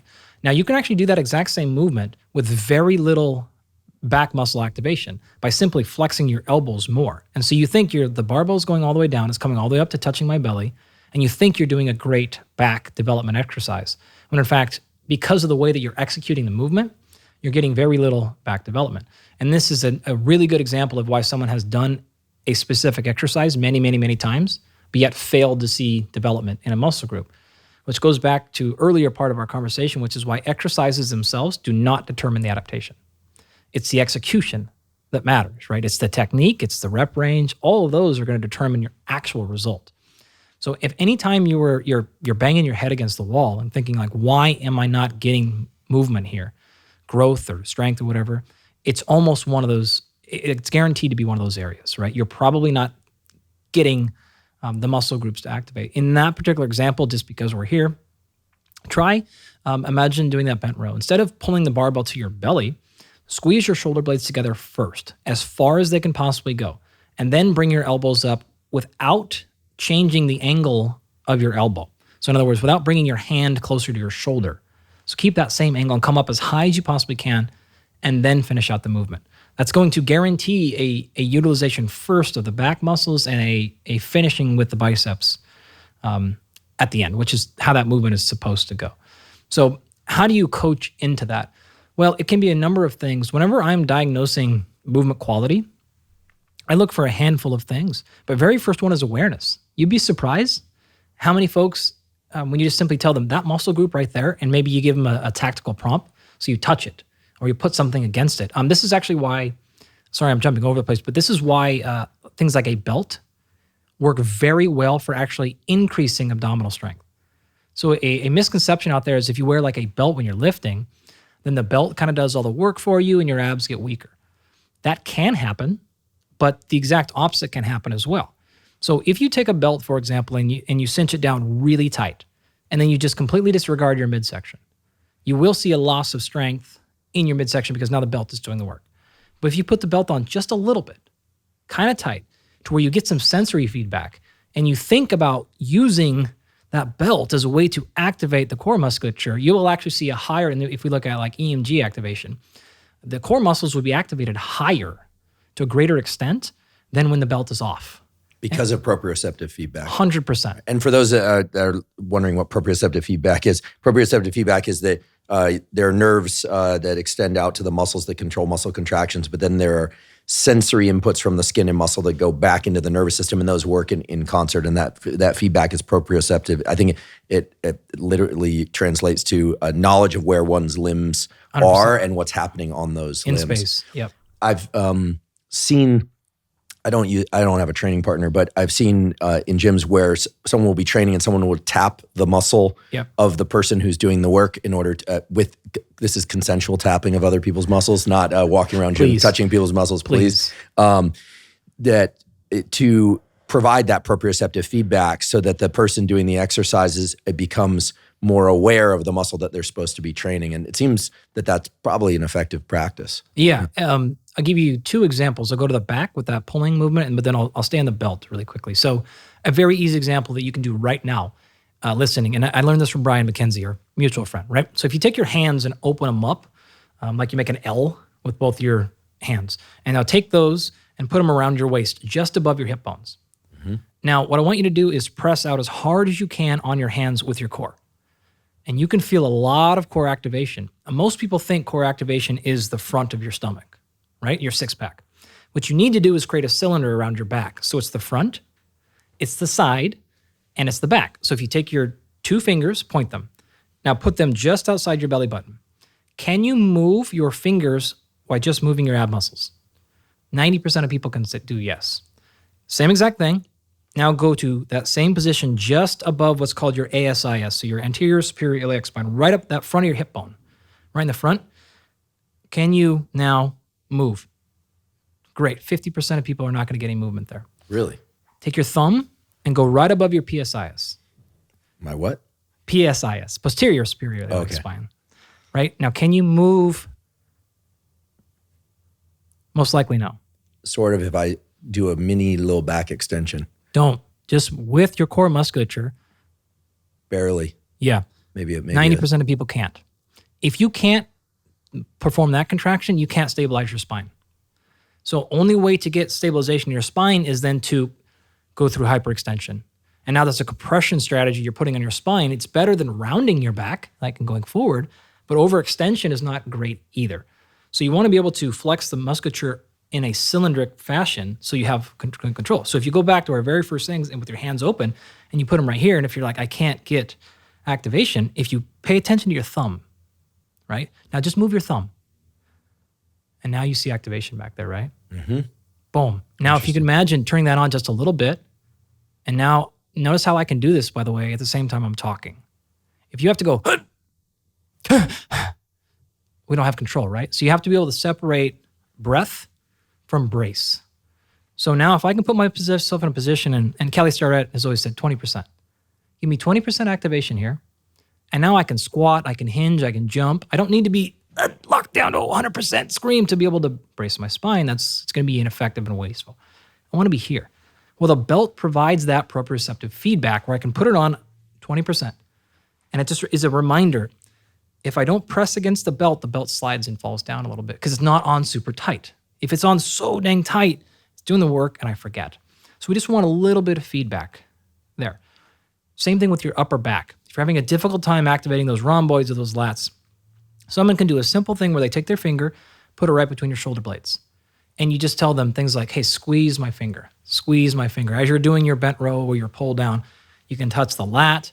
You can do just visualization stuff. So just imagine like a 3D rendering of that muscle group and you're watching that muscle group contract. It's very powerful and very effective to do it. So a touch, a visual, all this stuff can help get people to activate. Outside of simple awareness, typically eccentric overload is a very effective way for activation of a difficult to target muscle. So the lowering of the bar or the lowering of the weight. The movement of the weight away from the body is not necessarily always lowering because that kind of depends on what muscle group you're doing, right? I misspoke, yeah. Things like a pull-up. Okay, so if I'm going to do a pull-up and I have poor lat activation, I can still get the pull-up muscle movement executed by contraction of the biceps and things like that. However, to make the movement simpler, I'm going to go all the way to the top. So imagine stepping on a box or something, going all the way to that top of that pull-up position. And starting from there, and I want you to simply lower it under control. And so you're just simply breaking the movement down into smaller pieces that allow you to focus on the execution more. It's going to be great. Eccentrics are great for strength development, very good for hypertrophy, and allow you to focus on control. I'm willing to bet a huge percentage of you out there who've I've never had a sore lat. I've done a lot of pull-ups and things like that. If you do that eccentric only, you'll probably wake up the next day going, oh gosh, I feel it there. And that's a sign, even if you didn't feel it during the workout, but it got a little sore the next day, keep down that path. And then eventually you'll be able to do a concentric, maybe take a break, maybe do an isometric where you just hold that position, and eventually work that into a progression where you can do the concentric, eccentric, and isometric portions and get activation. So that may take you 6 weeks, may take you 6 months, but that's generally a pretty good strategy for learning how to activate a muscle group. Terrific suggestions. Is it true that eccentric emphasized movements might require a little bit longer recovery or they lead to more soreness than concentric movements? Yeah, they typically can, but they're also higher force output. So very good for strength development, but they're going to lead, on average, to more soreness. So more potential for intracellular disruption that is going to be associated with pain. There's not as much, people will like to explain muscle soreness as a result of micro trauma and micro tears in the muscle. That can happen, but that's not the norm. Most of the time, it is things like disruption of calcium that's going to lead to excessive swelling, excessive pressure, and that's going to be then translated as extreme pain. So that's probably explaining more of muscle soreness than actually micro trauma. Terrific. I was going to get to breathing later, but maybe just for now, if we can do a brief little foray into breathing as it relates to weight training. Yeah. Is there a prescriptive for how to breathe during resistance training? Here I'm thinking with weights, not necessarily body weight only movements, although I suppose it could be, that applies 75% of the time to 75% of the people. What I was taught, and I'm hoping you're going to tell me this was wrong, because then there might be more benefits that awaiting me, is that I should exhale on the effort and inhale on the lesser effort portion of an exercise. Is that true? Is there a better way to breathe? There is a better way to think about it. So, number one, if you can breathe and brace, then this conversation goes away. So if you can you can maintain intramuscular, intra-abdominal pressure while breathing, then I don't really care when you breathe. Very challenging to do at very heavy weights. If we flag this on two areas of a paradigm one over here, you're going to do a set of 30. And you're going to do front squats where a barbell is sitting on your throat. If you don't take a breath, this is going to end one way and one way only, you passing out. Clearly has to be some breathing strategy. The other end of the spectrum is, let's say you're going to do a vertical jump. You don't need any amount of breath there. It's never going to happen, right? The question is, what about in the middle? Right? So I'm doing some sort of strength training there. Well, number one, make sure you're braced, and then you can get away with less need to worry about it. In general, a decent strategy is to maintain a breath hold during the lowering or eccentric or most dangerous part of the movement, and then you can exhale on the concentric portion. So if the bench press is our example, if you held in, braced, lowered it under control, and now started the concentric pushing away force, and then you wanted to take an expiration during the last half of the concentric portion, that's an okay strategy. If you're going to do a single rep, you don't need to worry about it. You can just avoid or omit breathing entirely. You're going to be just fine. If you're doing more than that, especially 3 to 4 to 5 to 7 to 8, you're going to have some breathing strategy. A very common one is probably every third breath. I'm going to do like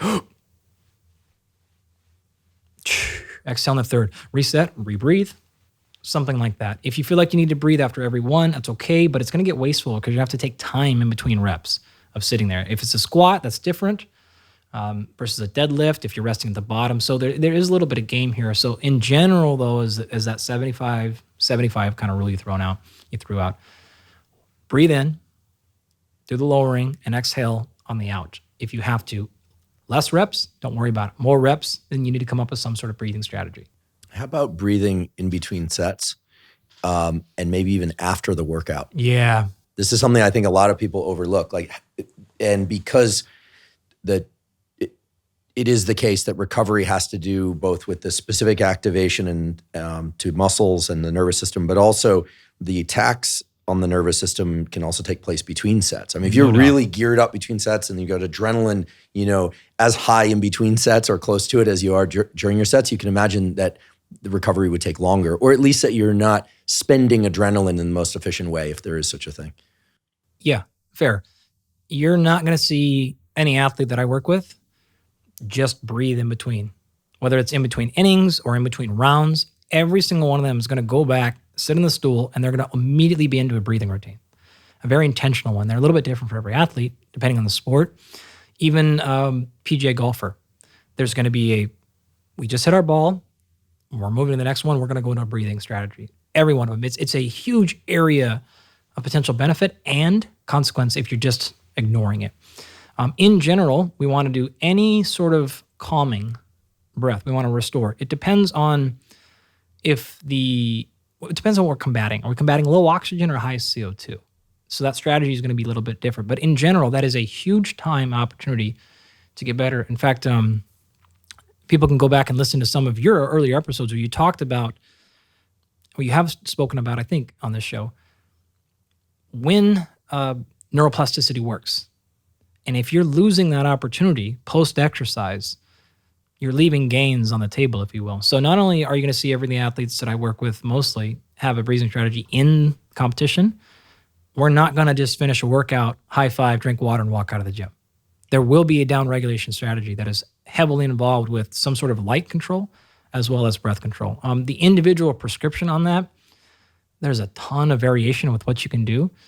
The easiest thing is do something that calms you down. Most likely that's going to be move towards as much nasal breathing as you can possibly do. And a really easy rule of thumb is a double exhale length relative to inhale. So if you need to take a 4-second inhale, double that time and breathe out for 8 seconds. Box breathing is fine. So equal inhale, equal hold, equal exhale, equal hold. So 4-second inhale, 4-second hold, et cetera, et cetera. A triangle is fine too. There's a lot of ways you can get really complicated, like what Brian McKenzie will do and Rob. Those guys you can get all kinds of systems for inhale, exhale control. It can be optimized, but some strategy of calm. We're going to almost always put you on your back or close, and then we're going to cover light. We can do some, we've done actually a number of musical interventions as well, but you can just as simple as sit down in the locker room if you have to and just breathe for 5 minutes. That alone is going to be productive. That's great. If you're breathing in the locker room for 5 minutes, I suggest closing your eyes or you get some funny looks. And if you'll still get funny looks, but you won't see people looking at you. Yeah, exactly. I love this. And I started doing this because you and Brian McKenzie informed me about this, and it completely changed the rate of recovery for me. I realized that I was leaving workouts, both endurance workouts and strength hypertrophy workouts, feeling great, but looking at my phone, getting right into email and meetings, rough. not concentrating on my breathing. And all I did was to introduce on your recommendation, a 5-minute down regulation. So exhale emphasized breathing, a bunch of different varieties, physiological size, box breathing, exhale emphasized, twice as long as the inhale component for 5 minutes. And I noticed 2 things. One, I recovered more quickly, workout to workout, no question about it. Yeah. The numbers told me that. And the other is that I used to have this dip in energy that would occur 3 or 4 hours after a hard workout. And I always thought that had to do with the fact that I generally eaten a meal at some point post-workout. It turns out it wasn't the meal at all. Yeah. It's that adrenaline ramp up during the workouts. I wasn't clamping that at the end. And so I think eventually it just crashed. And then 3 or 4 hours later, I'm having a hard time even reading what's on the screen of my computer, thinking maybe it's the screen, maybe it was what I ate for lunch. Turns out the down regulations allowed me to work through the afternoon with no issues whatsoever. Yeah, it's really been quite powerful. And so I'm grateful to you for that. And I think this is something that I think 98% of people are not doing. And it's only 5 minutes. You don't even have to do 5. Give me 3. If you really have to push it, give me 3. And you can even do this, you can save time. You can do this in the shower if you have to. So you're done, you're finished, drink of water, whatever it has to be, and you're getting in a shower, you're getting ready. Just give me 3 minutes in the shower. It's not ideal, but as little as that, it can pay huge dividends. You need some sort of internal signal that we're safe. Like, throttle down here, we're going to move on. That has to happen.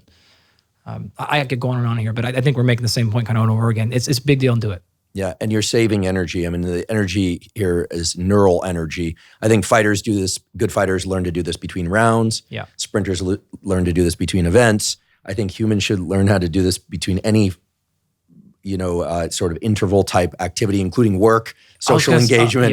I mean, this is such a powerful tool. Do this for 1 minute after every important, whether it's an individual high volatile interaction or if you just did a nice 45-minute sprint to work and you're deep into it or whatever, fine. Just give me 1 minute. Set your alarm, just 1 minute, and that also will pay dividends. I love it. And as I said, it's made a outsized positive difference on my training, but also activities outside my training, which is, for me, I'm not a professional athlete. I train for health and because I enjoy it, but when a really hard workout starts to interfere with the ability to do the other things in life, that's not a good situation. So this is really terrific. There's a lot more in each of those categories of strength and hypertrophy, but you've given us a tremendous amount of valuable information there. Maybe now would be a good time to shift to endurance.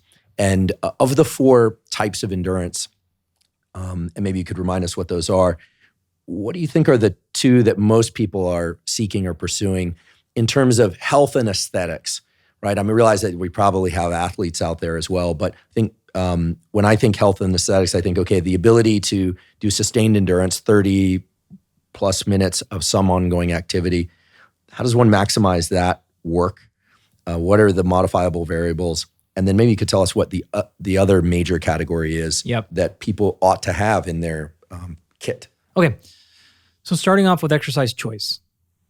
One thing, as soon as we cross into the endurance world, and this is true for all 4 of those categories, exercise choice needs to be very concerned with eccentric landing. Right, so you don't need to avoid it, but you need to recognize it relative or compare it against those other strength and speed ones. The volume is low on those ones, so if you have some eccentric absorption, it's okay. But as we sort of talked about 5 minutes ago, more eccentric means greater chance of muscle damage, soreness. So if you take something and magnify it across 30 minutes or even 5 minutes, but of maximal exertion, you have a recipe for blowing up. You can imagine, I haven't run in forever, and I've listened to this Huberman Lab podcast, and I'm going to get into my zone 2 training, whatever. And I start jogging. I'm going to do, I remember when I used to be able to do 25, and you just do a 25-minute jog. The amount of eccentric landing that just occurred on every single step, because you're never, with running, even slow running, you never have 2 feet on the ground at the same time. So it is a 1 foot land, your entire body mass plus gravity onto one leg at a time, repeated now hundreds of times. That eccentric landing is going to cause tremendous soreness. Your quads are going to go. You're probably going to get shin splints, which is what those are entirely caused by eccentric landing, and when the tissue is not ready to tolerate that. If you're not landing correctly, this is when knee pain happens, back pain, shoulder, neck pain, because of movement compensation. So anytime we start pressing to fatigue, let's be very concerned with there. So my initial recommendation is start with activities, exercise choice-wise, that are mostly concentric based. So think about a cycle. So when you're riding on a bike, you're pushing the pedal, but you're never landing and absorbing it. So you could go out and do a 45-minute bike ride, and you're not going to get that sore because there's not a lot of eccentric load. Swimming, similar thing here, right? There's some eccentrics when your hand hits the water, but fairly minimal. It's mostly a push, no load. Rowing, similar thing, mostly concentric. Pushing a sled is fantastic. Going uphill, running or even walking hard uphill, all good because they're very minimal landing relative to like running downhill, which would be a very, very bad idea to start. So if you're first jumping into these things, progress your volume for endurance very slowly if it involves eccentric landing.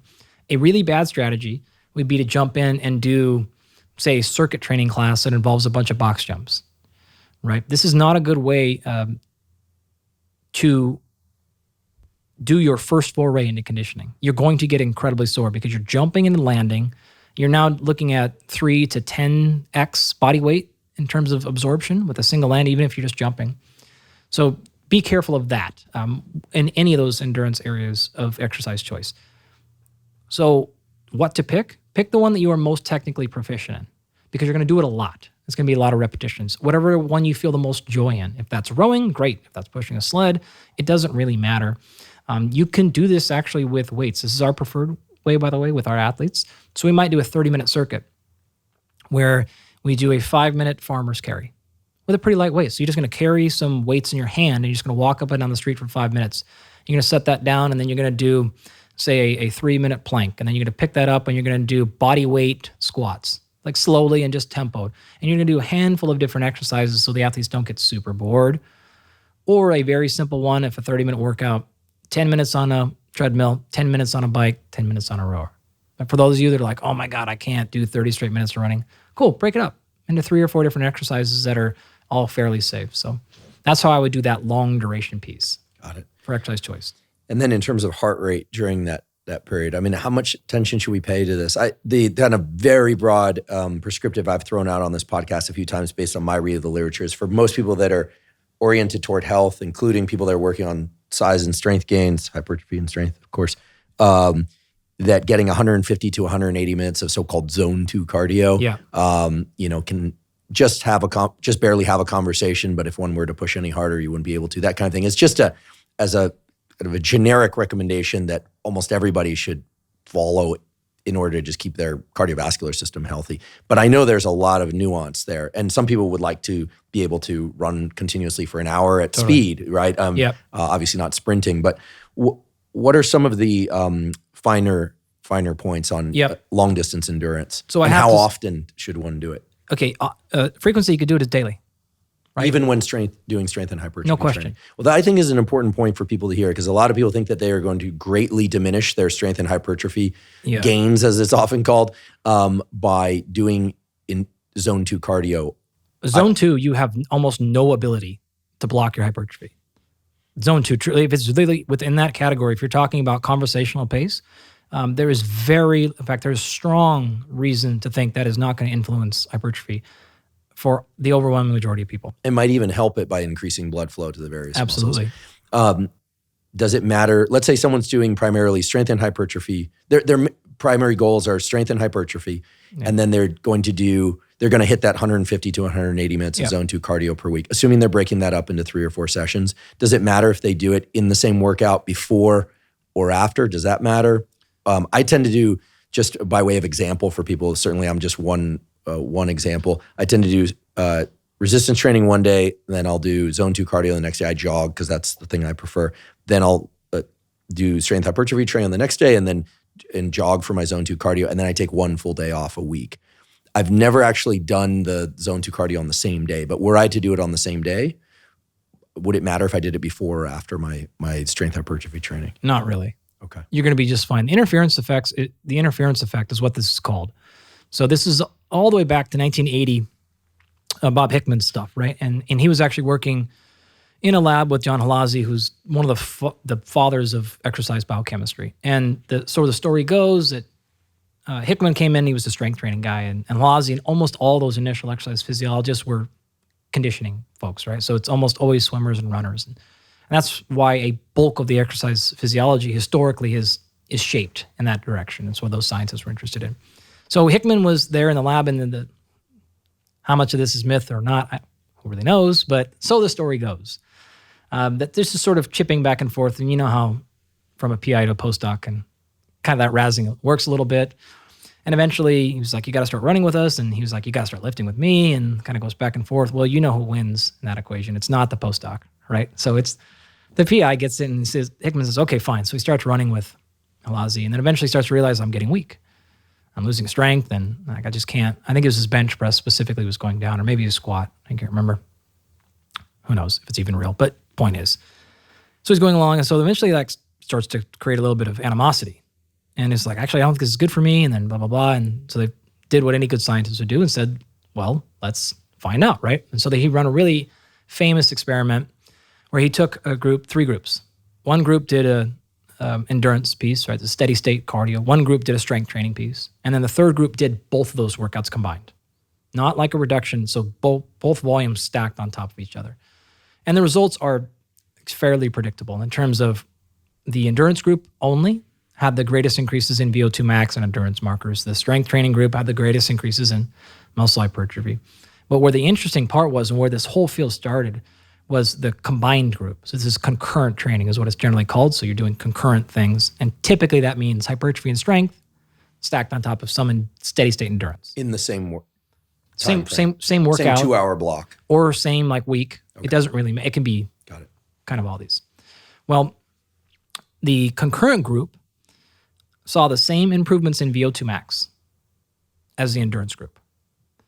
And he's like, well, okay. So the strength training did not compromise the endurance adaptations. However, they saw much lower increases in strength and hypertrophy.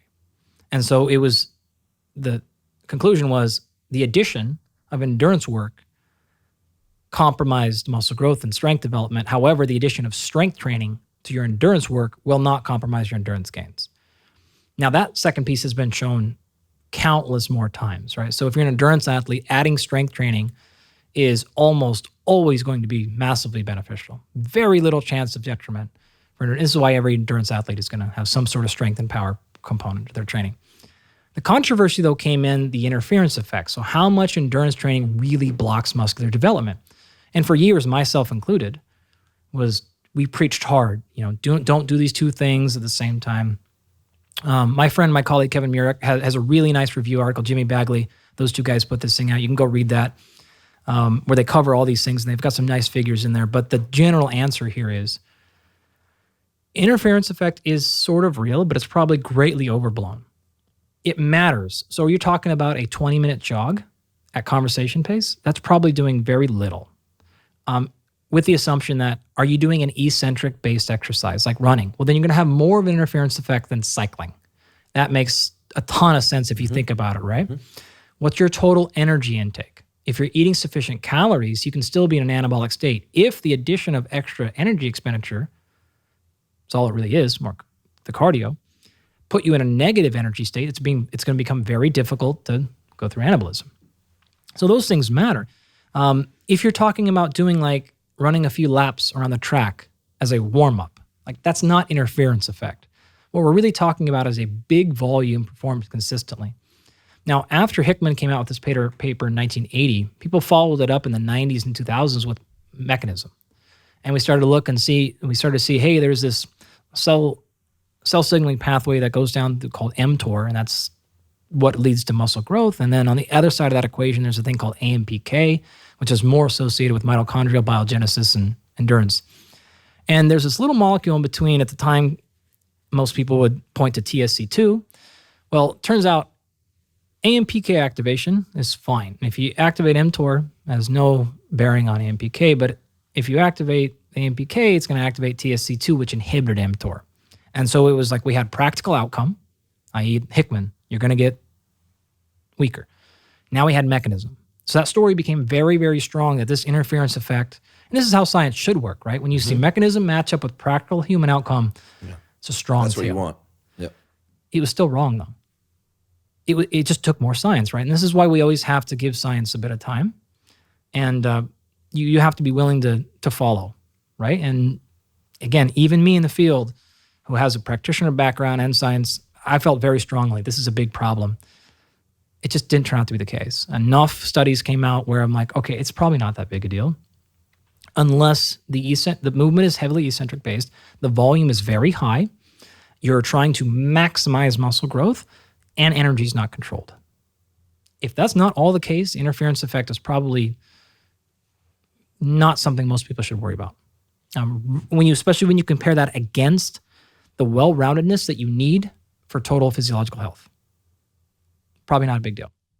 Very reassuring for me to hear, because I do enjoy lifting weights and I really enjoy running. And I love running outside. I believe I used to experience the interference effect when I used to do a very long run on Sundays. I would just go out for 2 hours or something like that. I don't know that I ate enough, or who knows. I always feel like I eat enough or more. I love to eat. But that long Sunday run always made it hard for me to make progressive gains in strength and hypertrophy in the gym. Whereas when I cut that to 30 minutes 3 or 4 times a week, I don't see any interference effect at all. Probably very real. And I haven't trained specifically for endurance in a very long time, so I haven't experienced the non-interference effect, which, as you said before, most, if not all, endurance athletes probably are, or at least should be doing some sort of strength work just to keep the undercarriage strong, as I think. Yeah, there's a bunch of reasons. So what are some protocols that people could explore for continuous endurance training? I mean, I've thrown out this 150 to 180 minute zone 2 cardio, but that's really the kind of kindergarten of endurance.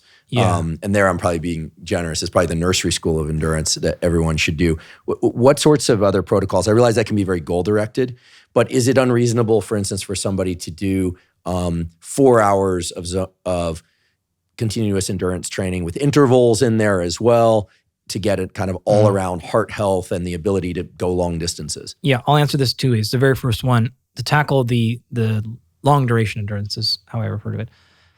You asked earlier about heart rate zones. To me, that's almost totally irrelevant. It doesn't matter, right? If you're moving, you're moving. That's the functional piece here. If you want to push it and go at a non-conversational pace, that has tremendous health benefits. If you want to do it a little bit slower, fine. If you're at the pace where you can have a conversation, to me, I don't even count that as exercise. It's not a pejorative, by the way. That is just general physical movement. And it is extraordinarily clear you need a lot of that. You need a lot more of that than we get. You can do this in a couple of efficient ways. Just taking your phone calls moving. If you've got a 30-minute call every day or most days of the week and you can do that while moving, you've checked not that whole box, but a pretty good chunk of it. And that could even be done inside. 100%. Pacing back and forth. I'm a big pacer. Me too. Like you probably saw me. Like I'm gonna walk up and down all over the place. Most of the time when I'm in my office working, like I'm shadow boxing, like I'm doing air squats. Not even intentionally. I'm just like. Do you have one of those treadmills under the desk? I don't, but like every lab I ever came through, somebody did. We did an episode on workspace optimization, and the data on those treadmills are pretty interesting. They definitely increase alertness. For obvious reasons, even a little bit of movement is going to generate a little bit of adrenaline. So pacing around, moving, taking calls, moving, getting walks when you can. And then in terms of building endurance, let's say somebody wants to, quote unquote, get into better shape. Yep. They already may or may not already have some size and strength that they're happy with, and they just want to they want to improve their health. Yep. When does that 150, 180 minute this thing tick over into a different protocol? Yeah. Okay. So I think the way that I can outline a weekly schedule, just as a conceptual model here, that long duration stuff is not even counting, as I mentioned, right? It's just this is what you need to do as a human moving forward. We haven't improved. If you're extremely unfit, you may see some changes in cardiovascular health there. But for the most part, this is just knocking out the general physical practice. You need to be higher functioning. So whatever that time domain is, I don't really care. It's not a huge concern of mine. What I think you need to hit are these nodes. You need to do something once a week that gets you to a maximum heart rate. Now, I don't have to literally mean max, but close. So this means really sucking for air. Really, like as high as you can possibly get. You can wear a heart rate monitor if you want, but maximal heart rate, the rough equation we say is 220 minus your age. So if you're 40 years old, your maximum heart rate is probably about 180 beats per minute. Now, I can tell you flat out right now, my max heart rate is close to 210, which means I'm 10 years old. So take that number with a grain of salt. I have had a bunch of professional athletes who are in their 20s, and their max heart rate's 175, and they are in way better shape than I am. So maximum heart rate is not a good proxy for physical fitness. It's a rough number. An easy way to do it is if you have a heart rate monitor or anything like that, do the hardest workout you can possibly do, see what the highest number you get as, and assume that's close. That's, if you want to just start at 220 minus your age, that's fine too. Do something though where you're like, yep, this is death. Like this is really, really challenging. For how long? However long that takes you. That can be a 30-second go on an Aerodyne or air assault bike. That could be a do one of those things where you kind of like sprint, run as hard as you can during the straightaway on a track, and then walk the corners. Kind of an old classic back when you and I were kids, interval training. They don't do that anymore? I guess. I don't know. I don't ever talk about it. In PE class, we had to change, and if you didn't bring running shoes, you had to do it barefoot. Oh, I love it. And I love your teacher. Yeah, it wasn't our football, basketball, baseball teams weren't that good, but anything like running, cross country, just because of where I grew up, we had brutal coaches. So that they'd make the all kids do these runs. Yep. So it can be in the 30 probably seconds at a minimum. It's hard to get you to a true heart rate max in shorter than 30 seconds. You can get to total suck in under 20 seconds, but getting to a true heart rate max is probably going to take more than 30 seconds. So it doesn't really matter what you want to do. It can be, again, a sprint uphill. It could be, it could be burpees to death. You know, like whatever you want to do. Although those have an eccentric component, right? Yeah, they do. Yeah. No question about it. But if you Not to actual death, by the way. Yeah. If you just did, I'm going to do as many burpees as I can for 90 seconds, it probably won't take you much longer than that to get to close to. And is that the whole workout? Could be. So once a week, get to max heart rate. Touch it. I love it. Touch it. It's not the best, but it'll work. And what are the specific benefits that provides? Okay, so earlier in our chat, we outlined the rule of specificity, specific adaptation to imposed demand. If you're never getting to that high of a pace, it would be like trying to get stronger but only going to 60%. So every cardiovascular adaptation that occurs with cardiovascular training is just simply going to get to the topper end by doing this. So if you just start at the heart itself, stroke volume increase. So this is the amount of blood that's kicked out per contraction. Cardiac output, resting heart rate. If you go to the endothelial function, you're talking about nitric oxide release, endothelial health in general, capillary, mitochondria, all the way down. Like you just walk through the whole system, pulmonary exchange to the lungs. All of those are going to benefit by being challenged to their maximum.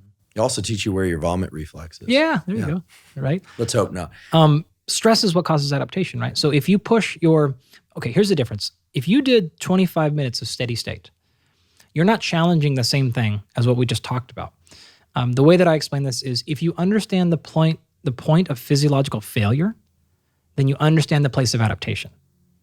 That's it. So if you and I both go run we both did a VO2 max test. So a classic VO2 max test is going to take 8 to 12 minutes. And it's going to look something like this. We're going to get in a treadmill and we're going to run. And every minute, I'm going to just slightly increase that treadmill, either the speed or the grade. Most of the time it's the speed, right? So we get to a high grade, say 10% grade or something. And then we go 5 miles per hour, 5.2, 5.4, and we just go until you can't go any longer. Now, let's say you and I did that and we had the same exact time frame. And so we both went 8 minutes. The time that you last is not the thing that we care about, right? It's the volume of oxygen that you breathe out is what determines it.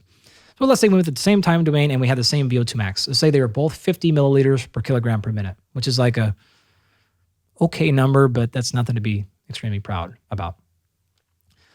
Just because we have the same number does not mean we have the same point of physiological failure.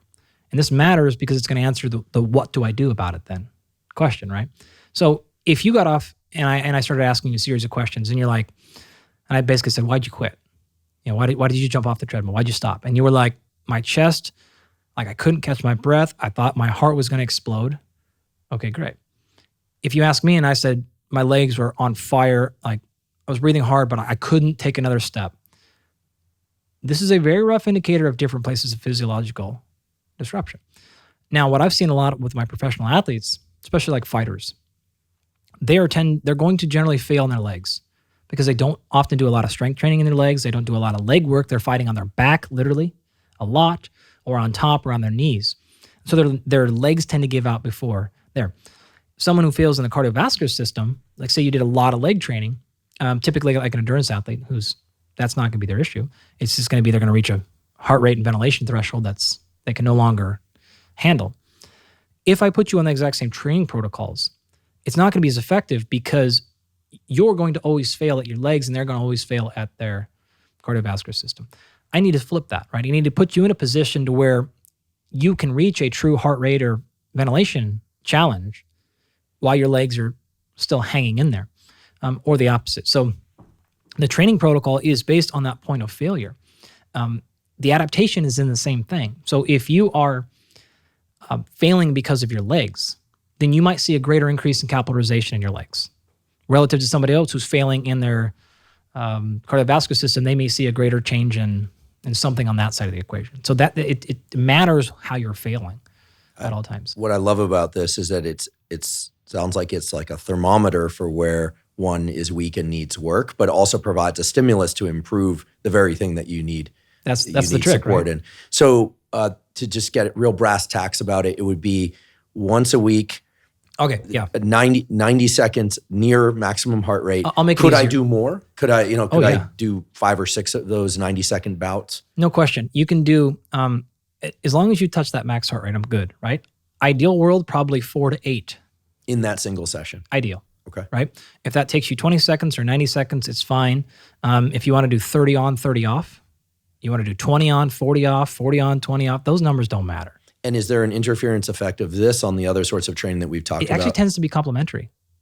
There is the evidence available suggests that this high interval stuff is more likely to be complementary to hypertrophy training, probably because of lactate and some other cool things, which are very beneficial molecules that people don't understand. They think it's bad. It's actually a hugely beneficial thing. It can be interference. It can provide an interference if calories are not accounted for, if rest is not accounted for, and other things. But in general, it's probably okay. I wouldn't add it to your equation if you don't need it for maximizing hypertrophy. But for the person who wants to just get well-rounded physiology, yeah, I wouldn't hesitate to do these even in the same session or different sessions.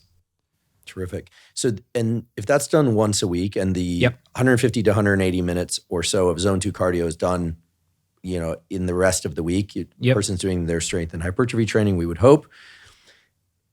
What other sorts of endurance practices could one incorporate? You mentioned muscular endurance, like the ability, like a wall sit or the ability to do a plank. Is that something, is that useful for anything? Yes. Except be doing planks and wall sitting? No, it's extraordinarily useful. Let's hold on muscular endurance. I want to finish one more thing on this side. So if we're building this week of endurance, once a week, hit that number. If you can do repeated bouts, we talked 4 to 8, that's fantastic. If you can't muscle if you can't manage the mental energy every week, do it every other week.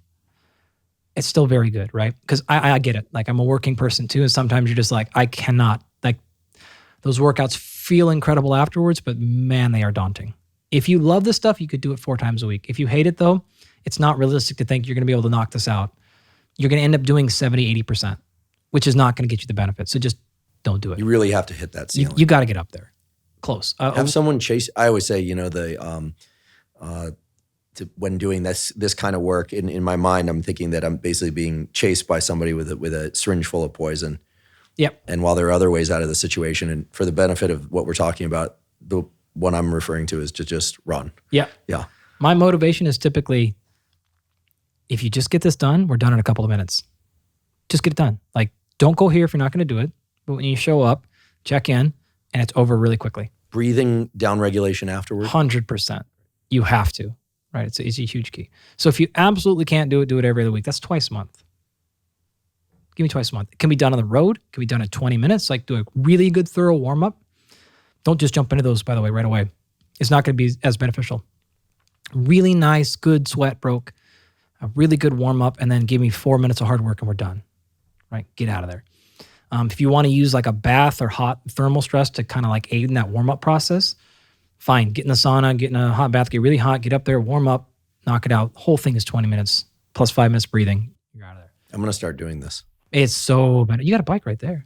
Yeah, I've got also every room in this studio has a different piece of equipment, it seems. So I want that once a week, realistically every week if I have to. I want that physical activity piece, call it whatever you want, long duration thing. Ideally, you'll do as much of that through your nose only. You're not going to be able to do the interval stuff at nose only. Don't even try. But if you can go that whole 30-minute time or 20 or 40 minutes, whatever it's going to be, that's actually a good way to regulate intensity. So go as hard as you can while still being able to breathe through your nose only. If you have to open up your mouth a little bit, fine, but try to stay there. What you'll see is very quickly, you'll be able to increase your work output while just breathing through your nose, which has a bunch of other benefits. The other piece I want is this middle ground, which is, can you sustain hard work for 8 to 12, maybe as little as 4 minutes? I'll give you 4 to 12 minutes.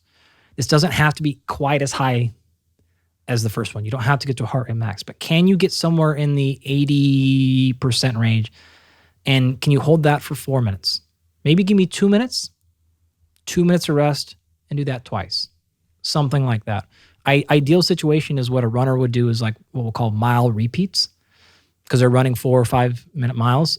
At whatever time it takes them to finish, they're going to rest that. So it's a 1-to-1 work to rest ratio. So a 5 minute mile, rest 5 minutes and go again. That's probably pretty unrealistic for a lot of folks. Well, the 5 minute part is unrealistic for most folks. Yeah. For me, it would be 8 minutes. Fine. Probably something like that. Well, now. in your particular case, just do the 800 meter. So do 800 meters. Do something that takes 2 to 6 minutes of work. It is a lower intensity than the max stuff, but is a much higher workload. That is probably going to give you might even argue, the most cardiovascular benefit because it is sustained work output. And that's very critical. The downside of kind of like that conversational pace, it's physical activity, it's movement, it's blood flow, it's lymphatic drainage. It's not very cardiovascularly challenging though. You're just not going to get an optimal health from just walking actively. So 2 to 6 minutes of hard work with then an equivalent amount of rest in between, and then repeat how many times? Once if you have to. If it needs to be 1 rep, if it needs to be a 6 minute thing and then down regulate breathe. Twice if you can do that, 6 times, 8 times, like whatever you can really do. And you can just take that to as long of a training session as you want or short. Exercise choice can be whatever you want. So again, you can do sled pushes, or it could be a kettlebell circuit, or any combination of things where you're working and you're not giving yourself a break. You have got to be able to hold on at a very high waste product production level, as well as a high demand for energy. And then bring it down. And breathing during this 2 to 6 minutes of hard output is mainly through the nose or combination nose and mouth, or is that getting too technical? Well, it's probably like I like it, but you tell me if it's too technical. You're going to try to maintain nasal only as much as you can, but you're going to lose it at some point. You can go through their Brian and Rob's gear system and learn more, and you can kind of see what gear to be in. If you have to go nose in, mouth out, or something like that. But I don't really care too much, honestly, in that range. I'm getting most of my nasal only stuff at night and training and everything. So if you have to open up the throttle there to get the work done, that's okay. Oh, then we'll actually go to answer your question, which was muscular endurance. Let's go back to that piece. Muscular endurance is incredibly important for general maintenance of joint health. In other words, you have got form follows function, right? It's a very classic sciencey physiology saying, meaning you've got a couple of different, there's a bunch, but to make it easy, 2 different types of muscle fibers, fast twitch and slow twitch. Fast twitch fibers tend to be, but they're not always bigger. They contract with a higher velocity. That's why they are called fast twitch. But they tend to be more glycolytic and thus fatigable. Slow twitch tend to be smaller, though not always. They are more packed with mitochondria. They're generally better at burning fat as fuel, but contract with lower velocity. Well, we have these 2 types so that we can regulate function more. You have some muscle groups that we're going to... let me go back up a quick second. Each individual muscle in a human body has a combination of some amount of fast and some amount of slow. That percentage of fast versus slow differs from muscle to muscle. So it also differs from person to person. Easy example is your calf muscle. There's three, but there's two primary muscles in your calf. One's called the soleus, one's the gastroc. The gastroc is the one where if you take your toe and point it towards your face and then flex, that's the one that pops out, on the medial side, the inside. The soleus is what we call an anti-gravity muscle, and it is generally about 80% to even 90% slow twitch. And that's because it's supposed to be contracted lightly all time, though. It's supposed to be on permanently. It's meant to keep, we call it anti-gravity because it's meant to keep you erect, up and moving. Your spinal erector is supposed to do this. Various muscles for postural are generally slow twitch muscles. So we're supposed to be on all times, not produce fast, not produce force, but don't get tired. The gastroc is the opposite. It's not activated very often, but when it's activated, it's meant for extreme propulsion. So this gives us the ability to reach up and scratch our eyeball and also punch somebody, right? We have to be able to regulate force output, which is going back to Henneman, right? Controlling what we use and what we don't use while also not wasting energy, which is the downside of activating a big threshold motor neuron is it requires a ton of energy. It's a more efficient mode of energy, but the total amount is really, really high. So muscular endurance is going to help those slow twitch muscle fibers and slow twitch predominant muscles maintain their working job. So if you lose your muscular endurance ability in your spinal erectors or your calf, you're going to start slumping into bad positions. You're going to be getting putting joints in a movement pattern that they're not going to be the most happy with.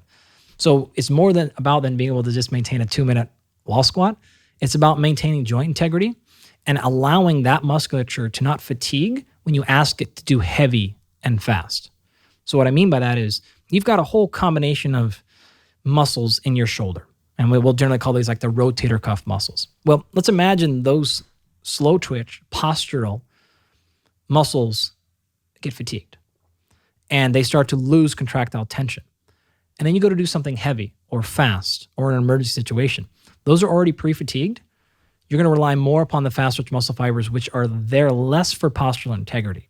You're likely to get out of position. And this is a whole recipe of like, God, why is my shoulder just hurting? God, my back. That's very often a case of the slow twitch fibers and the slow twitch muscle groups losing muscular endurance. So you need to build that back up so that they can control and hold the joint in the position so the fast twitch fibers can then contract with force. I'm hoping that what I'm going to say next meets what you said accurately.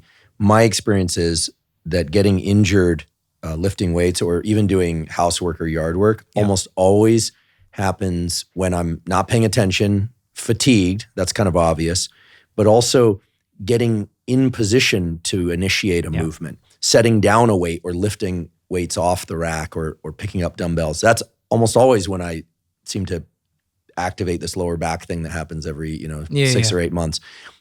And what you're saying, if I understand correctly, is that this muscular endurance from wall sits or planks or things of that sort, maybe you could give us a few other examples of these, can help us because they actually prepare the system to do what we normally think of as the more intense work. So it's really it sounds like it's really the architecture of the body that includes nerves and muscles and everything else, of course, that lets the limbs and other kind of action end of the body do its best work. Let it express its own power and force. Mm-hmm. Yep. We've actually landed on one of my final laws of strength and conditioning, which is similar to what I said earlier, right? So I said exercises do not determine adaptations.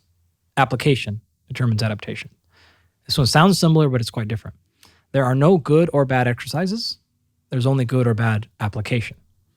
Here's a great example of that, right? So you do not get hurt deadlifting because deadlifts are dangerous. You only get hurt deadlifting because you either got in bad position, you got in bad position because you either started in bad position, which is one of the things you just said, or you ended up in bad position. You did too much volume, you did too much intensity, or you did too much complexity. Those last three things all hurt you because they result in the first one, which is out of position. Or another way to think about this, if it's not like a visible change in position, is stress got put into a part of the system that should not absorb that much stress. So you did too much of it. You did it too heavy. You got fatigued, and so you broke position. You got too heavy, so you broke position. You made the exercise too complex. You put too many moving parts in it. You put too many joints in it, and you got out of position. You did that too many times. Over time, now we've led to either an acute injury, bam, back pops and you fall on the floor, or just like, man, this thing is hurting over time. All these are the result of the same thing. So you cannot ever blame the exercise for causing the problem. It's always either the user or the coach. You programmed way too much here and I can't handle that position, or you yourself went into it too much. So if you're getting these little tweaks and problems going on, you've made an error in one of those things. So simply back off. Reduce the complexity, right? Give yourself more stability, less moving parts. Do less volume, do less intensity. In fact, if you look at the people from the physical therapy world in terms of the pain literature, it's very clear that just stopping a movement is very rarely going to work. What you want to do is back off all the way down to just below that threshold of that's what aggravates it. And you want to train right there. That's going to allow you to do two things. Number one, tissue tolerance. And then number two, desensitization. A lot of pain stuff, and you could probably speak a lot about this, is, especially with things like low back pain, is there's not necessarily often much damage there. It's a lot of hypersensitization of just pain signal. Omitting the movement entirely does not get that signal to go away. You need to train just below that signal and desensitize it. So you want to make sure that the muscular endurance allows you're just putting volume right below where you start to get a tweak. And it's beautifully effective for that. Yeah, I've experienced this right side lower back pain for years, sometimes shooting down the hip. The two things that really helped were doing anterior tib work. So, hats off to knees over toes guy, Ben Patrick, who has, created a lot of popularity around tib work. But turns out joints, full range of motion, you're in a better spot. Yeah, something about stabilizing the stuff from the knee down helped my back, and then also some neck work. And friends of mine are always teasing me that my gym is filled with the most bizarre equipment. It doesn't look like any other gym. Right. A lot of it is just designed to keep me healthy and still training. But I love this idea of getting right at below the threshold of pain activation and not simply going into complete non-action or just taking complete rest, because that actually can be detrimental. I'd love to talk about a few items that support training of all kinds and where there's a lot of confusion and indeed misconception and mystery, and just get your take on these. And I just want to acknowledge at the outset that for some of these, there's a lot of science. For some of them, there's less science, but there certainly is a lot of experience in your camp. And those categories are cold, heat, and hydration. Because obviously, whether or not you're a runner, whether or not you're strength training, if you're a human being, you need to hydrate. But in terms of work output and physical work output, maybe even cognitive work output, maybe we tackle hydration first. There is what I call and what I think is now come to be known as the Galpin equation, which you really do deserve credit for, because I think that people realize that there are a range of solutions out there, but there is a really a desperate need for straightforward solutions that work for 75% of people 75% of the time. So hydration is key. Maybe you could underscore just how key it is for us. And then what is the Galpin equation, as I call it, and I think others are now referring to it? Yeah. Okay. Benefits of hydration / consequences of mishydration. So whether that's dehydration or overload, physiology has hormetic curves. Right now, typically we think about this in terms of toxicology. So what this means is at some point, giving you a dose of something, testosterone is a very easy example. If you're clinically deficient or low in testosterone and I give you a little bit and it brings you back into a normal range, you generally see an improvement in health and functionality. Taking you though from normal to super high doesn't always necessarily provide additional benefit. In fact, if you continue to go, it's going to provide detriment, right? So everything has this curve. And then some things are hormetic stressors, which means like a small, short, fast insult is actually beneficial because then you come back bigger, faster, stronger. That's how adaptation works. Basic hormesis, okay? Hydration is the same way. So at the end of the curve here, if you are underhydrated, we all know you could die, right? You have to have things. In fact, water is the only thing that is ubiquitous across biologies in terms of every living thing has to have it. There's no other vitamin, mineral, nutrient that is required among all living things with the exception of water. So that should give you a pretty good indication of it's importante, right? Like you got to have this thing. Down here at the bottom, if you're dehydrated and I give you more, it's beneficial effects. However, if you're up the top already and I continue to give you more water past that, now we run into actual problems and we can get what's called hyponatremia, which is more common than people realize. Natremia being actually not referring to the water, but the sodium concentration being too low. And you've probably talked about that at length of why that's an issue. If sodium-potassium balances outside a cell come off, heart stops, right? Muscle contraction ends, and all these things. So you don't want to be over or under hydrated. So understanding this rough equation I sort of loosely calculated one day is helpful for that. I think the most context is talking about how much water to drink throughout the day, and then how much water to drink during exercise. So the very easy answer is half your body weight in ounces per day is a very loose guideline for total amount of fluid consumption. So if you weigh 200 pounds, aim for 100 ounces of water. It's like a very easy number. If you hit that, you're probably, I'd say 90% of you are good 90% of the time alone. If you then go to exercise, you need to then account for that fluid loss with exercise. And in general, you want to consume 125% to 150% of the amount of weight you lost in fluid. In other words, if you worked out and you were 200 pounds naked and you went and did your workout and then you dried off and you weighed yourself again and now you're 198 pounds, you lost 2 pounds of water. That's 32 ounces. You want to drink back about 125% of that. So instead of drinking 32 ounces, I want you to drink 40, 42, 45, like something like this. Because one of the reasons why is unless you're drinking something that is isotonic, meaning the same exact concentration in your blood that you're in your fluid, you're just going to go closer to that hyponatremia. You're going to get a bunch of baroreflector responses, and you're going to actually think you have too much fluid, and you're going to urinate it out. What if I'm not weighing myself before and after workouts? And is there a shorthand version of this that, after training for an hour, I should drink at least X number of ounces? Yeah, that's assuming it's at kind of I'm not sweating super heavily. Yeah. In that particular case, you could probably go something like, if everyone in the world did, 12 to 20 ounces, that's probably like pretty decent. And they're probably doing that, right? Yeah. Yeah. And what about electrolytes, consuming salt, potassium, and magnesium? But that thing only works, though, if you're coming in at optimal hydration. And this is the problem. This is why you have to flag this starting with a good total daily amount of water. Because if you're coming in and you're like, oh, I drank 2 or 3 glasses of water a day, then you might need to drink 50 or 60 ounces post-workout because you're way behind. So that 12 ounces or so works if you're already generally very well hydrated. And if people are drinking, 4 to 6 glasses of water a day, but they're also drinking a lot of caffeine in any form, then they're going to be excreting more water in most cases, right? Because caffeine's a diuretic. It kind of is, but it kind of isn't either. It's not the diuretic that we used to think about it as. It is still fluid consumption. So it's only a diuretic if it causes you to excrete more fluid than it actually was being intake. So if caffeine intake is in a normal range, I don't have to worry about the diuretic effects. If someone is drinking 12 cups of coffee a day, or they're taking caffeine pills or something, now the excretion is going to outkick the coverage. So now we're going to have problems, right? Because there's no fluid consumption with the caffeine pill. So in general, things like tea consumption, I'm not super worried about those things. You can count those towards your total fluid intake if you want.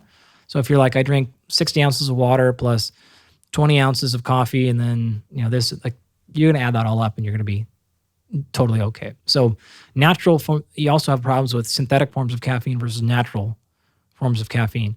Natural forms are pretty okay. So coffee, tea, et cetera. Yeah, all that stuff. Pill form is where it gets tricky. Always. Always, right? So general, just eat real food and things. You're going to be just fine. The last piece to consider is your diet quality matters. Because the fluid content in your food can vary wildly. So something like a bagel might be, 5 to 10% water, or something like a watermelon is 98%, 95%, something in a huge range. Even meat is very high percentage of fluid intake. It's a really high. Even after you cook it, there's still a lot of fluid in there. So if you're eating a whole food, mostly whole food based diet, your endogenous hydration is actually pretty high already just from your fluid. If you're eating a very highly processed, dehydrated, over-salted diet, you're way low on hydration just in your food. So you have to factor all these things in. In fact, one of the things that happens to us constantly with folks that go from a highly processed, low quality diet to a high quality one is they're just peeing nonstop.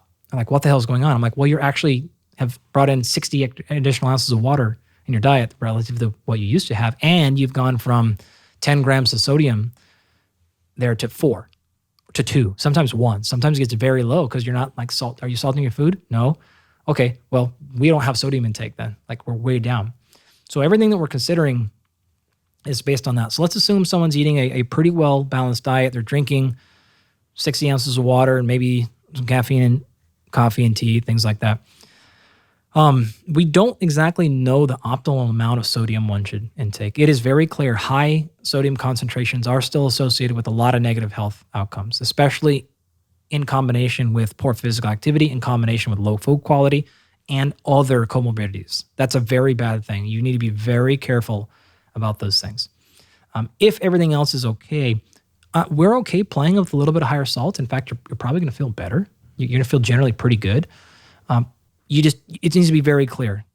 If you are overweight, highly stressed, and you don't have a lot of these things ticked off, and you have known comorbidities, you really need to pay attention to salt intake. It can be very nasty. So that being said, what we're generally going to look at, folks, is can we categorize you as a low sodium or high sodium sweater? If so, there's a whole list of electrolytes you can look on that are going to have something like 200 to 400 milligrams per serving. And there's a whole list of these things. If you're a low sodium sweater, I'm probably going to send you after one of those. If you're a high sodium sweater, there's a lot of electrolyte supplements that are closer to 600 or 800, even a whole gram per single serving size. So you want to play with that. How do you know if you're a low sodium or high sodium sweater? We actually have an episode on salt we put out that, or is coming out soon if it hasn't come out already, which is, when you look at the hazard ratios for salt intake, basically your probability of really bad things happen to you goes way up as you get towards, a lot of sodium intake, 10, 12 grams per day. And this is translated to teaspoons of salt, et cetera. But also very low sodium intake is a problem. No question about it. It's not a perfect U shape. It's kind of a J-shaped curve or a kind of hockey stick shape, more or less. But how would I know if I'm a low sodium or a high sodium sweater? Yeah. So you can would I just kind of lick my sweat or have someone else do it? You can. Yeah. Find a super friend who'll lick your sweat for you. That's the same way how... No willing volunteers that I'm aware of. But would I be able to tell? Yeah. You can get sweat testing done. Actually, you have a number of options. The original one that most of us used in the background for many years was called Levelin. They'll send you out a little patch. You can wear that, send it into the lab, and they'll measure it directly in the lab and send it back. It's $150 or... Do they bin you into low, medium, and high sodium? They're going to do that, but they're going to tell you exactly the milligrams. And then they're going to actually tell you like what products and stuff and that are exactly matched. Do you do this with professional athletes? We have many times. Yeah. Interesting. You can do a more consumer grade version. Gatorade has a patch. For $25, you can get 2 of them. You can put that patch on your left forearm and download the Gatorade app, and you can do a workout, measure it right there, and click it over, and they'll tell you exactly not only high or low, but again, they'll tell you the milligrams of sodium that are in your sweat, and then you can figure out, again, kind of high, medium, or Interesting. Low. I do much better on a slightly higher sodium intake. Most do. And my carbohydrate, I do eat carbohydrates. I'm one of those that is pretty moderate, but I try and eat clean food. So I noticed, and I tend to be slightly low blood pressure. So again, to reiterate the warning there, that if somebody is pre-hypertension or has hypertension or obese, you really do need to be careful with your sodium intake. But many people seem to find that they feel better when they increase their sodium intake, and they're still in that healthy portion of the hazard ratio curve. Most of the athletes, I would say in general, we're going to go higher in salt. When they come, we're going to run their stuff and we're going to add salt. Almost always. Very few times have I gone, we need to cut this back. With the exception of the ones that come in that eat like 14-year-olds. And I'm like, okay, you're at 15 milligrams or you're 15 grams a day because you're eating nothing but garbage. So we're going to come down. You're going to feel way better. And all this bloating and everything else that's going to happen go down. You can do that. There are biosensors that are coming out that are not available yet, but they're coming very soon in this space. They're going to be able to give you real-time metrics on salt. So you can pay attention to those. I haven't seen one and used one personally, so I don't want to espouse about how good or bad it is, but I know that those are coming from a handful of companies. An easy way to do is just look at, wear a hat or wear some sort of headband or something and do your workout. Take it off. If you see a just huge white band, or if it's completely clear, then that's going to tell you big white band, you're probably a high salt sweater. Completely clear, very little coming out. That's great. And I can see the posts on Instagram now, people showing their salt band from sweating. Yeah. I mean, obviously salt is so essential for so many physiological functions. You don't want too high or too low, but if you're losing more, it makes sense you would need to take in more. Yep. So half of my body weight in ounces as a just foundation of fluid intake. Coffee and tea could be included in that, but that should probably be mostly water or things similar to it. And then during exercise, how do I want to think about this again? Let's say I'm a high salt output, then I'd want to drink maybe 40 ounces of water with or more. Yeah. Okay. I'll do this easier. Let's talk about pre and mid and post. Right. So what to drink pre? If you come in having hit these rules, you're okay. And pre workout can be as little as like 5 or 6 ounces, basically a couple sips of water. Fine. If you come in poorly hydrated, then you maybe need to go more like 12. But here's the deal. If you start off a session in a bad spot, you're not going to catch back up. Like you're in trouble. Let's say you come in, you follow direction. 500 milligrams salt before, 500 milligrams after. A very easy rule. Pick whatever source you want. That's a couple of sprinkles of table salt. If you want Himalayan, that's fine. You don't have to. Himalayan is actually a fairly low sodium salt, so it's not the best for this purposes. If you're a higher salter sweater, a little bit more. If you want to go choose an electrolyte, of which there are infinite, you can look on the packet and it'll tell you, 250 milligrams per serving or 400 or 600 or whatever happens to be. But around 500 pre, 500 post is a very general rule. And then during is, thanks to you, my famous Galpin equation now that is all over the world. All I did is I took the literature and I said, okay, in general, the research shows pretty clearly 2 milligrams per kilogram body weight every 15 minutes seems to put you in a pretty good spot. Most people don't think about kilograms or milliliters. So can I just run that over? And it turns out it's about your body weight divided by 30 in ounces. Like that's all you have to do. Body weight in pounds divided by 30. Yeah, exactly, right? So you weigh 200 pounds divided by 30, and that's the number of ounces. You're going to want to go every 15 or 20 minutes or so. So I'm getting that amount every 15 to 20 minutes throughout the training. Yep. And now in the weight room, that's pretty easy to do because there are rest intervals, but people will need to do this while running or cycling. And that can cause a little bit of gastric distress if you're not used to it. Is that right? You can learn to run with some water in your belly. 100%. The gut is very trainable in a lot of directions, but in terms of fluid as well as carbohydrate, which is another thing that is going to get people. But that's, very trainable. It'll be uncomfortable initially, but you'll quickly get into it. The better solution for those folks, just come in hydrated. And you might not even need any water. You could probably perform just fine. So the ones that don't have as much of an opportunity, you really have to emphasize walking in. We have this problem with professional golfers. They have plenty of time to drink water, but they're so focused on the shot, and there's a lot of variables coming up. Once they hit their shot and they're moving on to the next one, they're thinking about, they're going over a scorecard of 185 yards away. Can I go 184.5 yards? Can I go 186 yards? What's the slope of that? What's the wind up here? What's the wind up there? There's a thinking, and they just forget, even though they have 4.5 hours. So we have to make sure that they immediately get off the course. We go right into recovery as hard as we possibly can. They wake up the next morning, they're in a good spot. We crush recovery. And now it's like, hey, if you can remember to drink this, great. If not, we're still fine. If it's not a big a deal and you have time, like in a lifter, because I deal with that problem with fighters too. Like we can only drink so much in the middle of a fight. A couple sips over there, but we can't go mix and 2 milliliters.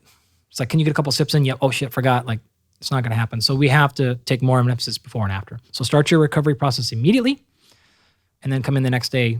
That's your window. And then whatever you can get in during the workout, that's fine too. If you're a higher salt sweater, instead of doing 500, maybe go 750. If you have a longer bout of exercise, especially if it's hot or humid, then you might want to consider some salt in the workout as well. And 300 milligrams during the workout, totally fine. It's enough. If it is a really long workout and it's really hot and you're going to lose pounds during it, you need a specific strategy. If you're going to lose less than a pound, you don't need to worry about it. It's not going to be enough of a detriment for you to really care. So that's a kind of a rough rule. Now, if you're 200 plus pounds, maybe that number moves from 1 pound to 2 pounds. But really the number we're looking at is what 1% of your body weight. If you're losing more than 1% of your body weight, we need to start caring. If it's less than 1%, it's not going to really pay that much of a difference. Okay, so for myself, because I don't get super technical, I don't wear any devices besides a wristwatch.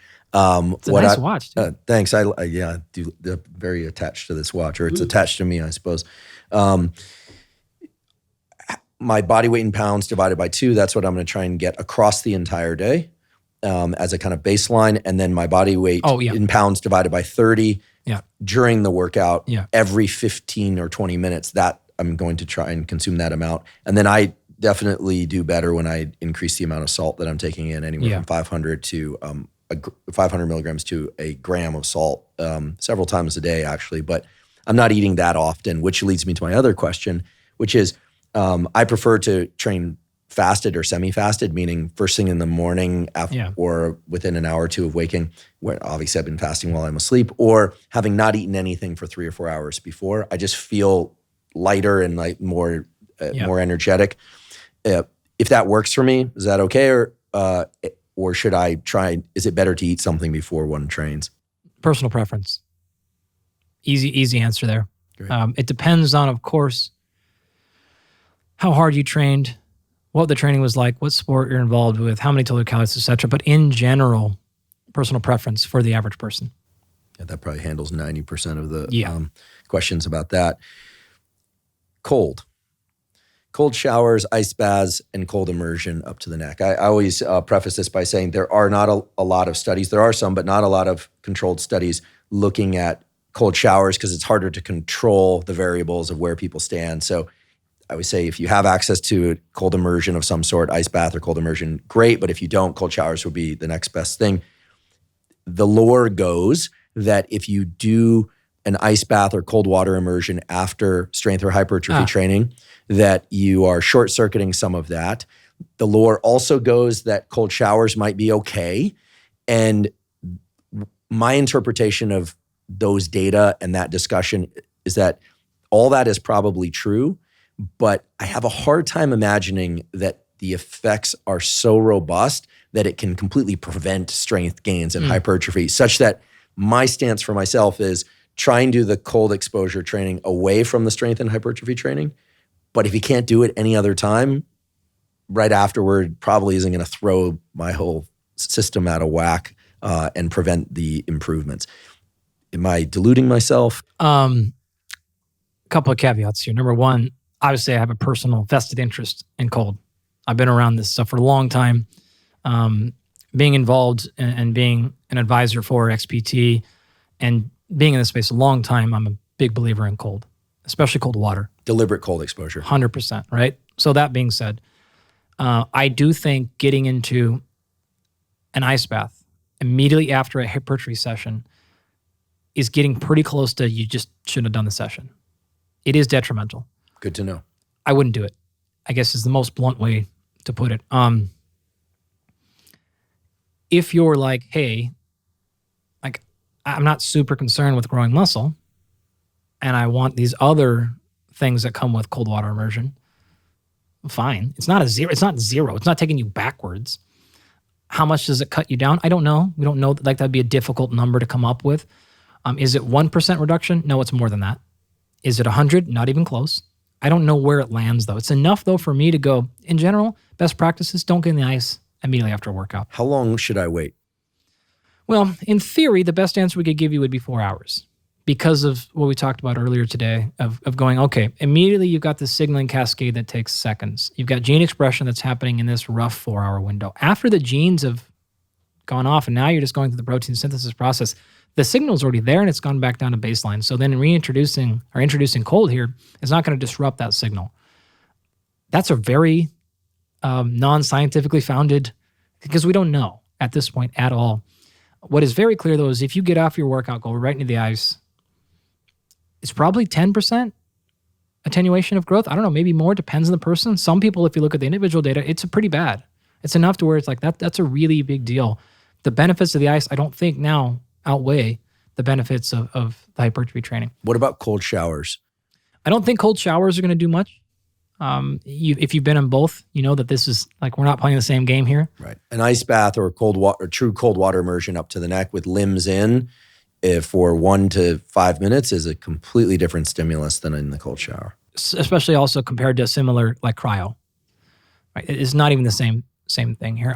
So in general, I would say don't do those. Cold shower, I don't really care. Can you work it out so you don't do them at the same time? That would be my hope, right? I would actually prefer you do the cold before. If you really had to do it. Certainly will wake you up, get that adrenaline burst. No, we've played with that actually years ago, doing that. There's actually some fun stuff you can do with the endurance piece with cold stuff, but it's totally not feasible for most people because you're getting water everywhere. They're going to jump on your bike and just get shit, and it's just a giant mess. It's fun, but yeah, I would say walk away from it if you can. That's where I stand based on the data. Based on my intuition and experience, I don't think it's a good thing to do. Now, having said that, that's mostly concerned with maximizing hypertrophy. Strength is not as clear. There are some data to show it actual block strength adaptations, but because of what we talked about earlier, the mechanisms and the drivers are different. And so I don't think it's as big a concern for strength development, though I would still generally say if you can get away with staying out of the ice immediately after the workout and you can at least wait a few hours, that's the better approach. Less concerned with strength, more concerned with hypertrophy in terms of interference effect. If you can do it on off days or before or any other time, that's the place to land. That's generally when I try to do it. I was just kind of throwing out an extreme case because I get asked that question a lot. What about the use of ice bath or cold water immersion or cold shower after endurance training? Okay, so a couple of interesting things here. You mentioned we don't have a tremendous amount of data on cold water immersion overall. So a lot of this is moving.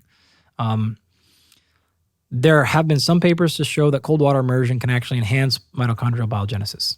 And actually, even for endurance stuff, it's been shown to cause improvement in endurance adaptations relative to not. It's not enough for me to be truly confident in that statement yet. I would like to see that repeated. Not that I have a problem with the paper, the methodology that they use in that particular study, but it's just this is a weird thing. So I want to see this repeated more often. So I have less concern with doing it immediately post endurance because you could even argue that there may be some benefit. I don't think you need to go out of your way to try to make sure you get into ice immediately afterwards and thinking you're going to get some massive adaptation. We use ice a decent amount when I can get athletes to do it, but this context is different. Number one, when we're in camp and we've got a world title fight coming up or something else, we've just pitched in at a Major League Baseball game, I am not concerned about hypertrophy. I am not even concerned with strength development. I am now pushing towards recovery. There's a paradigm that I think is important with all of these things to understand, which is, are you pushing for optimization or adaptation? When you're pushing for adaptation, you don't want to block the signal for adaptation. This means less recovery. You're not going to feel as good, and you probably should be hedging towards stress.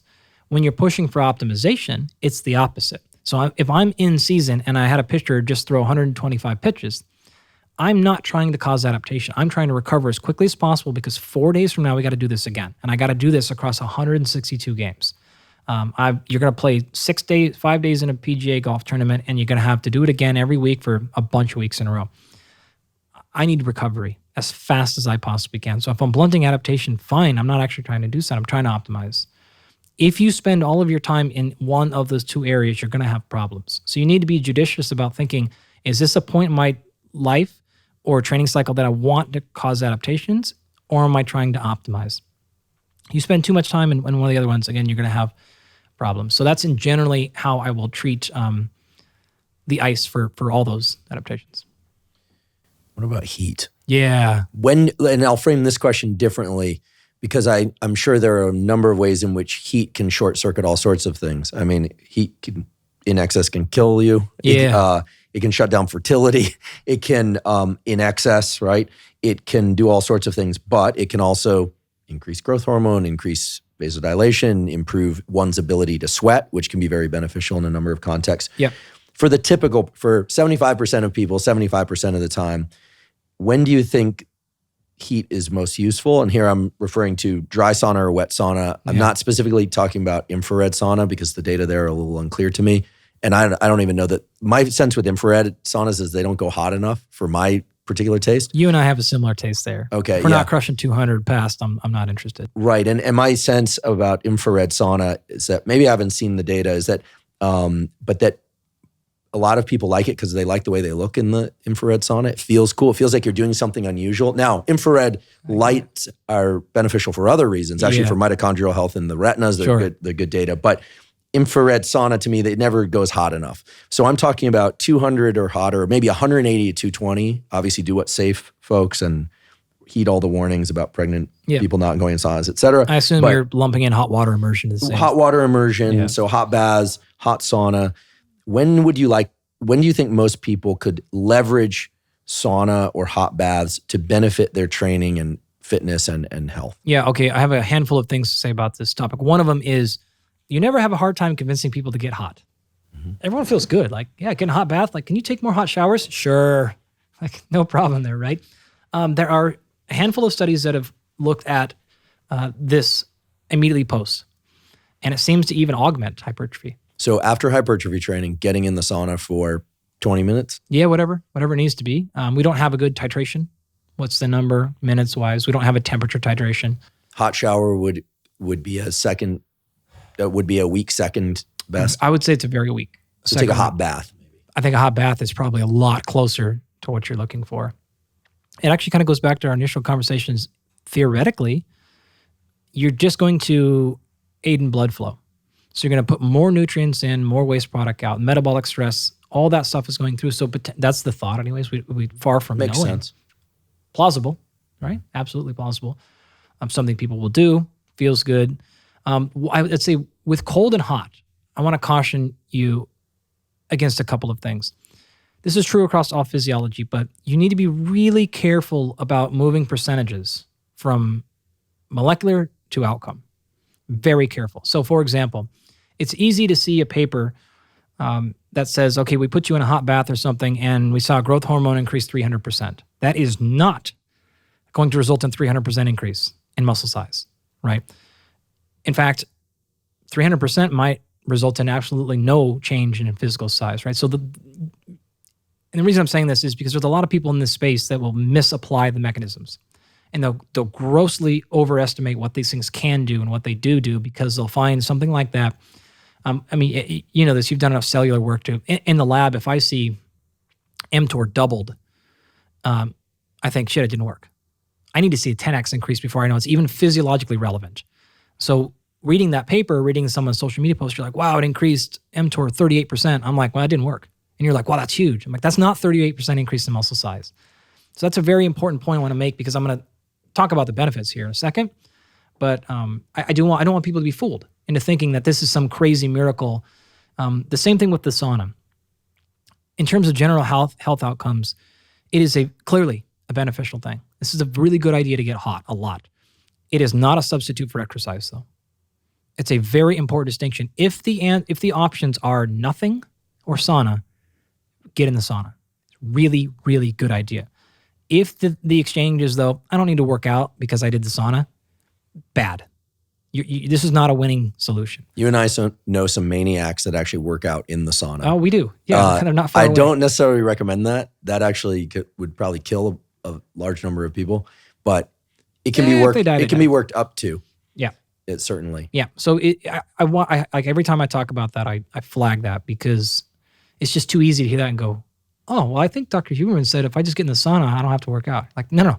Those words have never come out of his mouth. I definitely didn't say that. And I'm definitely not working out in the sauna. If I'm in the sauna, I'm either sitting or I'm lying down and I'm trying to make it through. I tend to do 3 20-minute bouts across the entire week. So I aim for 60 minutes per week of heat exposure, which is not a ton. If I said I've never worked out in the sauna. Oh, so you're one of those. I love it. Yeah, people will do air squats. They'll bring the Airdyne bike in there. I look at the sauna as kind of a time to get lazy and sweat. Totally fine. Going back to your original question. So potential to aid, plausible aid, we need to see more research on that to really get to put this in practice. I think if you try it, very little harm. I struggle to see a downside if you make sure your hydration's on point, right? Because now you got to factor in the fact you just kicked out 2 or 3 pounds. If you're at 200 plus pounds, I assume, or roughly, if you're in the sauna for 20 minutes, I would imagine you can do 2 or 3 pounds.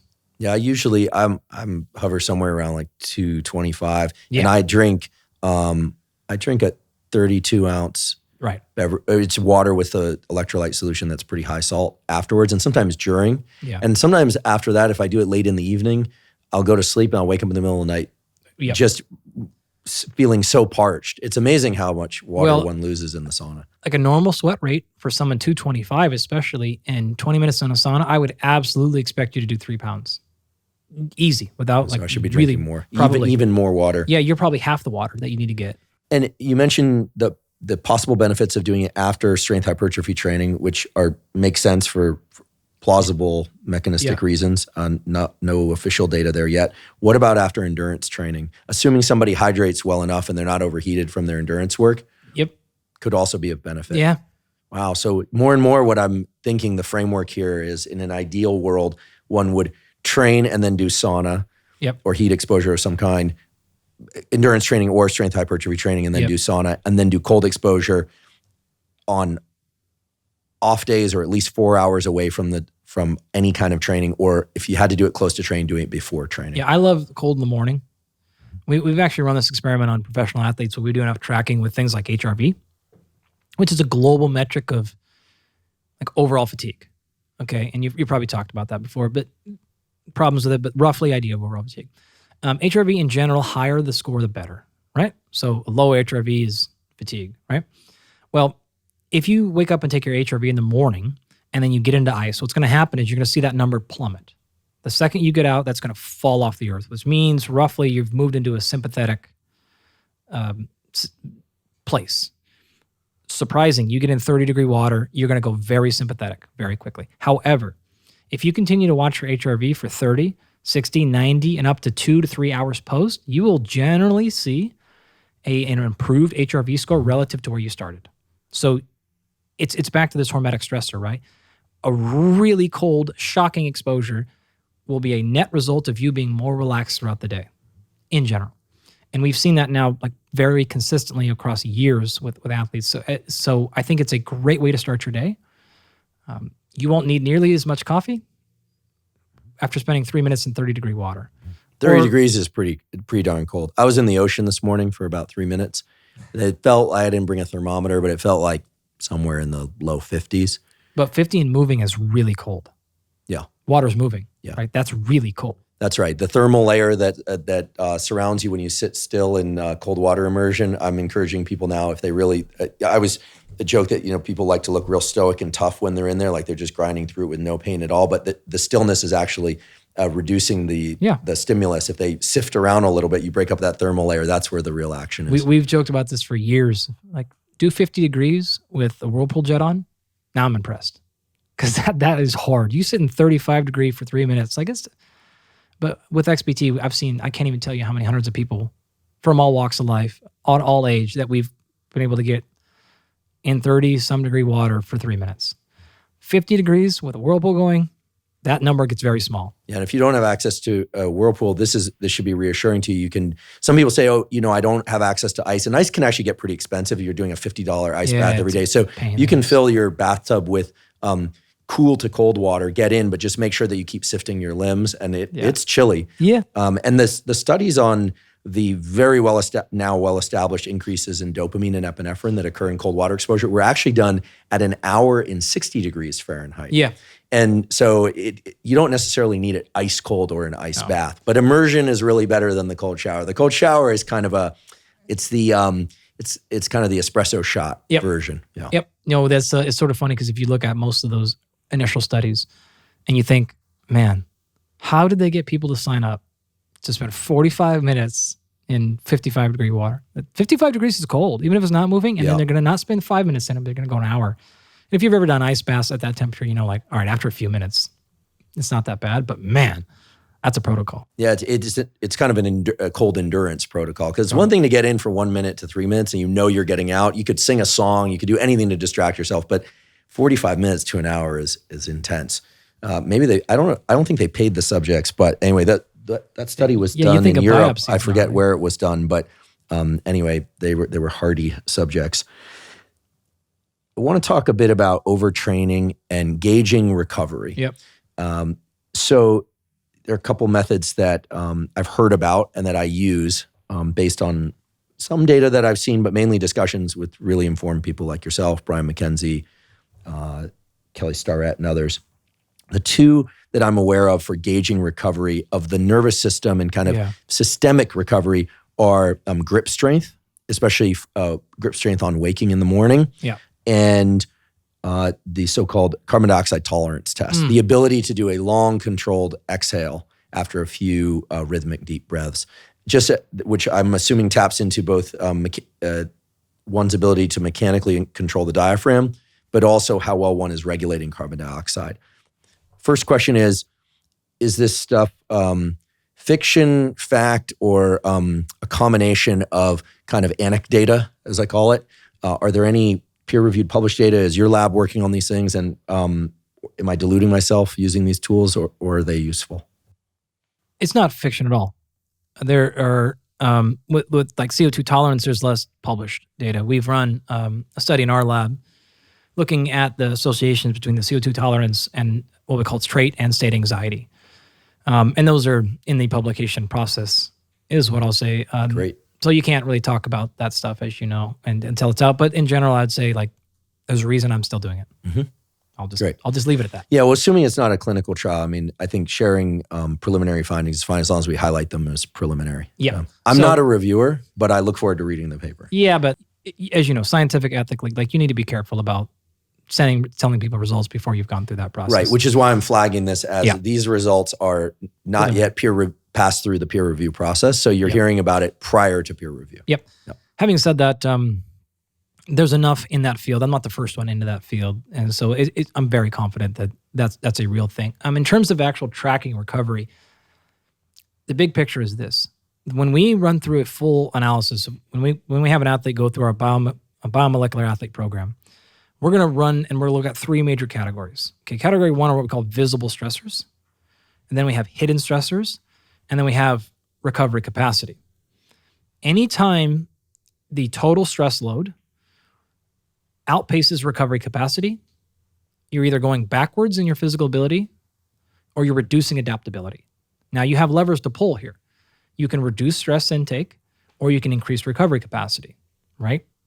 What we want in an ideal situation is to be able to implement the most stress possible, because that's the driver of adaptation, recover from that. Now we get the most adaptation. And adaptation being simply a change, whatever change you want it to be. That's our gold standard, right? It's pie in the eye. Some people have endogenous differences. They just recover better. They don't. There are genetic factors. But let's talk about the ones that are manipulatable. If we go to the stress side of it, you want the throttle to be pushed as far down on the ones you want stress from and as far off of the ones you don't want stress, so that the adaptation comes in the exact area you want, and you're not burning gas in something you don't care about, because you're taking that total stress bucket too high. Recovery capacity over there. So here's how you can do that. You can run some analytics and measure what we do with everyone through these very comprehensive breakdowns to figure out what's that physiology look like, hidden and visible, and then what's the recovery capacity. Once we have that blueprint, we can now figure out what are the 2 or 3 things we need to track that are these indicators of what we call performance anchors. So an anchor is something that kind of drags behind you or below you that slows you down.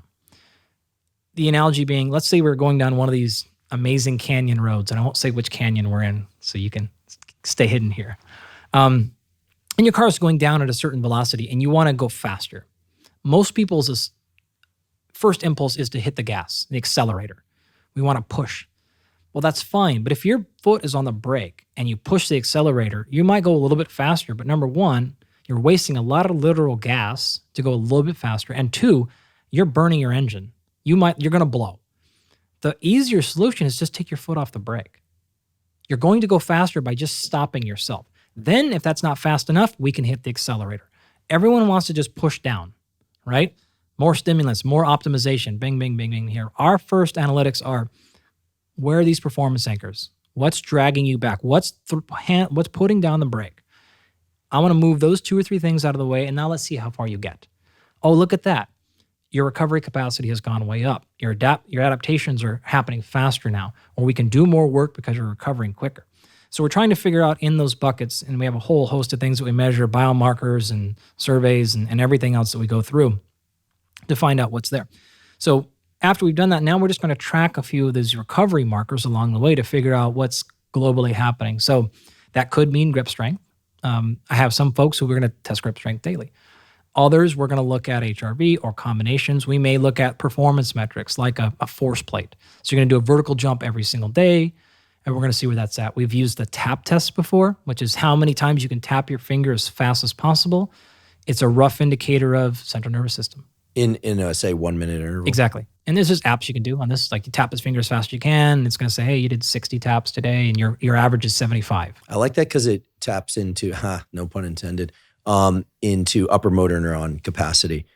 Because 100%. a lot of things like grip strength, obviously I have to send the deliberate signal to my hand to grip, but at some point the lower motor neurons are going to be taking over the majority of the work. Like the signal is probably one and done, whereas the tapping is going to be repetitive sending of signals from upper motor neurons. Yep. So some of the athletes I work with, we track blood every day. We track urine every day. We track ideally a combination of subjective and objective measures.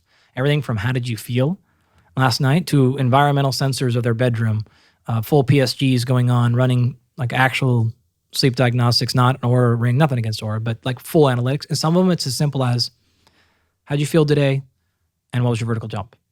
Right. So we're going to put people in a position to succeed. We're going to figure out what's the lever that they need to pull, as well as what's their aptitude, what sport are they in, what can we realistically get away with. And some of them will take machines with them and we'll do blood every day and urine and all kinds of stuff. And some of them, it's a lot lower. For myself, I'm not, as I mentioned before, I'm not a big fan of devices. I'm trying to wear the wristwatch. I tend to go off feel, which is not, it's not the ideal objective way to gauge things. But part of my reasoning for this is my colleague from the psychology department, Dr. Aaliyah Crum, has done some studies where they've deliberately given people false feedback about their sleep. So told people you didn't sleep very well, or they've told people you slept really well. And performance can be driven in the expected direction based on feedback, independent of how well people slept or didn't sleep. Now, that doesn't mean you can take someone that only slept 2 hours or was up every 30 seconds because of apnea and tell them they slept great and they're going to perform great cognitive tasks. But you can take someone who slept very well, tell them that their recovery quotient wasn't very good, and their output is going to be worse. And that's my concern about a lot of devices out there, not to name specific devices, but it's still unclear to the general public what the specific algorithms are to generate these recovery scores, right? And so many of the things that reportedly track sleep aren't tracking sleep. They're tracking heart rate and breathing, which are correlates of sleep depth, but that's different. And again, I'm not knocking those. I think the sleep trackers, if nothing else, have provided a forum whereby people are very conscious of getting good sleep. It's sort of like knowing the total caloric intake of your food. People go, wow, I'm actually eating a lot more than I thought. It's calibration. Or less in some cases, but often the case is that it's more. So I think for the typical person, I'm wondering whether or not, like myself, because I'm not a competitive athlete or certainly not a professional athlete, competitive with myself, I suppose, but no one else. Morning pulse rate, I tend to take when on waking. If I wake out of a really stressful dream, I might relax a little bit and then just take my pulse rate, kind of get a range and see if it's spiking for whatever reason. I don't tend to measure grip strength, although I've heard you can just use a classic scale. Old-fashioned scale with the needle, now old-fashioned, or some other more technical device is probably good if there's a low-cost one. Yeah, they're all low. And then the carbon dioxide tolerance test. So we haven't really talked about that in specific ways. My understanding of it is it's 4 deep, slow breaths, in through the nose, out through the nose, and then a big inhale, as max exhale, and then time duration of exhale through the nose. And then stopping the stopwatch at the point where lungs are empty, not necessarily as long as one could hold their breath. Did I get that right? Pretty much. Okay, and I guess we should credit you and Brian McKenzie. Those guys. Yeah, for sure. And the folks under Brian's umbrella for really establishing this as a really good metric. When and how can I use the carbon dioxide tolerance test to gauge recovery? Upon waking, post training session? Yeah. Would that be a good time? Number one answer is whatever you do be consistent. So do it under like any good science experiment, do it under the exact same conditions as you can. That generally means somewhere in the morning, because that's when you're probably going to have the most control, most stability going. So like you would take any HRV or other metric, wake up, get under control, get stabilized, take your metric. Got it. Going to be pretty good. Got it. Sodium bicarb, baking soda. Rumor has it and data has it that it can actually be a pretty effective training tool. Very effective. Could you explain a little bit about how it works and how one might explore using sodium bicarb to enhance training output in a couple of different contexts? Yeah. So there's a handful of these ubiquitously effective supplements for performance. Sodium bicarbonate is one of them. And it's a very ingenious idea because it's so simple.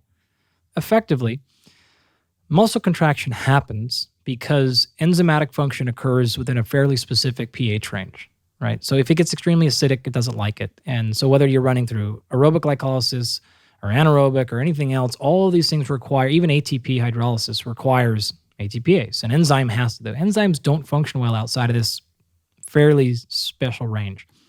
So what happens is generally fatigue, the sensations of fatigue are actually caused by some signal that, hey, we're starting to run out of pH, or we're getting in the wrong range. You're not out of gas usually. You're not too low on oxygen. You're not running low on muscle glycogen yet. You're typically going to see signs or feel signals of fatigue way prior to that, mostly being pH issues. That being said, what if we could regulate pH better? Enter bicarbonate, right? So without going too far into metabolism, effectively what happens is this. You take an inhale and you're mostly breathing in oxygen, O2. When you exhale, you're breathing out CO2. So the difference is you've gained a carbon somehow. Well, all of your carbohydrates in your body come in the form of long carbon chains. In fact, that's what a carbohydrate means. It is a one carbon molecule that has one water molecule attached. It is a carbon that has been hydrated. In the case of like glucose, blood sugar, it's a 6 carbon molecule, right? In terms of fat, which are the only two places you're going to get most of your cellular energy, carbohydrates and fat, that is also a big, long block and chain of carbons. So whether you're getting your energy from fat or carbohydrate, you're going to split those atoms. So in other words, you've got 6 carbons attached to each other. And in this part of chemistry, it's exergonic. So when you break that carbon bond, so break one of those carbons off from the other, that's going to release energy. Just like if you had a pencil in here and I snapped it, and you go bang and pop. I broke the bonds that were connecting that graphite to the next piece of graphite, and that released energy because I put energy into the system, etc. Okay. As a result, though, we've now had, say 5 or 6 carbons chained together. We broke one off the end, which is not how it works, but making the point. And now you have one free-floating carbon. You use that energy release to then go make ATP, to then go make your muscles contract. But now you've got carbon floating around. You can associate free-floating carbon with being at a higher acidic level. It's not going to happen. The only way that you're going to go through this process is if your body says, do we have an oxygen molecule available that we can bind this to immediately? Yes, we do. That carbon attaches to that oxygen molecule. You can't just put CO2 in the blood because of what we just talked about. So you're going to bind it through this bicarbonate process. It's going to go through your blood. It's going to go into the lungs. It's going to go back into its carbon dioxide molecule. It's going to go through the alveoli into the lungs, and you're going to exhale. So you went from carbon to this bicarbonate system, back into carbon, exhale. So inhaled O2. Plants go the opposite, by the way. So they're going to breathe in the CO2. They're going to cleave off that carbon, stack those carbons together, and that's how they get larger. In your blood, those 6 carbon chains are called glucose. If we store that in your muscle, we call it glycogen. So we take a bunch of glucose and stack it together. In a plant, we call that starch. That's effectively what it is, right? So you took a bunch of carbon from the atmosphere, stuck it all together, and that's a starch. If you want to do it in the form of fruit, we take that starch like from the ground, you put it up through the tree, go all the way up to the top, put it into the flower, break it up into these big, huge chunks of starch into little forms called fructose or glucose. That's why fruit has fructose in it, and that's why tubers and stuff have starch in them. Basically, starch in an animal is glycogen in us. Okay, all that to say, if that's happening, and we know that a byproduct specifically of anaerobic glycolysis, meaning the breakdown of carbohydrates for fuel, typically in a very fast pace with low oxygen availability, the downside of that equation is acid production. We know that that's a problem because I started the conversation off there intentionally. So what if we could reduce the acid buildup? Now, you know how pH kind of works. I went and kind of double negatives there, right? You don't want too much acid buildup. Then could we prolong and sustain energy in a more effective pace, especially in this anaerobic interval kind of environment? And again, that's important because in those things, failure is not a result of running out of fuel or oxygen. It's a result of fatigue building up way too quickly. Is that also true for resistance training? There's maybe more of the creatine phosphate system. That can be an issue. It could simply be an issue of force production. You just don't have enough force to produce. You're not out of energy. You just can't muster enough force. You do enough reps, then it's going to be an issue there. Creatine phosphate would be the big winner, depending. So to come back a little bit to the beginning, and then I'm circling this all together intentionally. All right. Well, the way that we produce energy is going to be in two primary categories, anaerobic and aerobic. Aerobic meaning with oxygen, anaerobic meaning without. In terms of muscle contraction, you're pretty much talking about carbohydrates or fat. Now, fat is going to be exclusively aerobic, meaning I'm going to use fat from the entire body, roughly equally. So you're doing a sprint up a hill, and your hamstrings or your glutes or your quads are on fire. You're not just going to use the fat that's directly in those hamstrings. You're going to lose it from the entire body. It has to go through lipolysis, so it's in this stored form in adipose tissue. It's got to get broken down, put into blood. Blood's going to have to go through your body, get taken up into muscle, taken up through muscle into the mitochondria.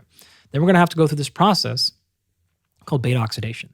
So remember, carbohydrates and glucose especially is a 6-carbon molecule. Fat, if it's in the form of a triglyceride, it is a 3-carbon glycerol backbone and 3, tri 1, 2, 3, fatty acids. 3-carbon backbone, and those fatty acids are just big, long chains of carbon.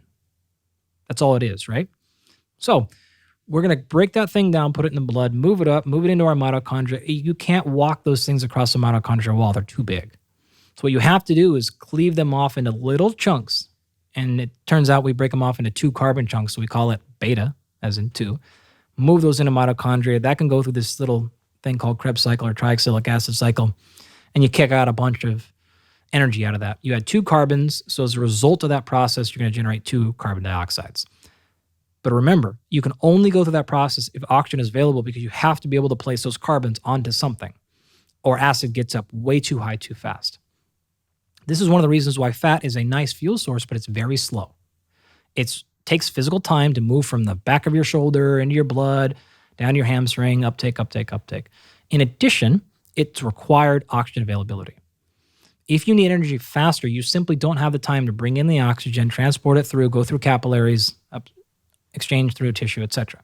Carbohydrate, on the other hand, is going to be stored locally in the exercising muscle cell, and specifically in the cytoplasm. As glycogen. As glycogen in the stored there.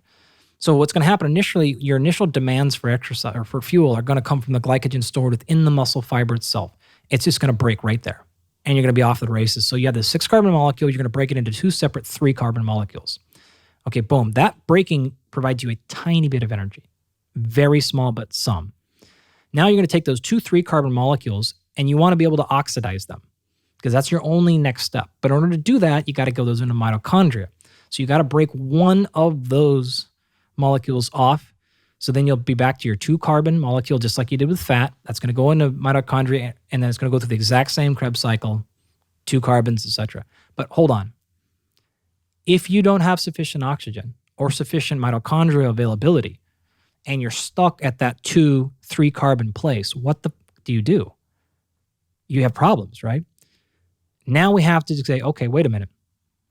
We have a 3-carbon molecule, and we have a bunch of this acid buildup. Now, acid functionally is hydrogen. That's what pH, potential hydrogen, is what pH stands for, right? So if hydrogen is building up as a byproduct of muscular contraction, and then you're having this 3-carbon molecule, what it can actually do is grab one of those hydrogens. And those 3-carbon molecules, by the way, are called pyruvate or pyruvic acid, right? If you take a pyruvic acid and you grab a hydrogen, put it on top of it, we now have a different name for it. It's called hydrogen peroxide. Lactate. Bingo, right? That's what lactate or lactic acid is, right? So we've now built that up. So number one reason why lactate's not causing your fatigue, it's actually preventing it, and that it does a bunch of other really cool stuff. But the point is, that system can only last so long. That gets overwhelmed very quickly. What are you going to do with the rest of this hydrogen? Well, if you started off in a normal pH range, you don't have very far to go before you've now gone into that level of too much acidity.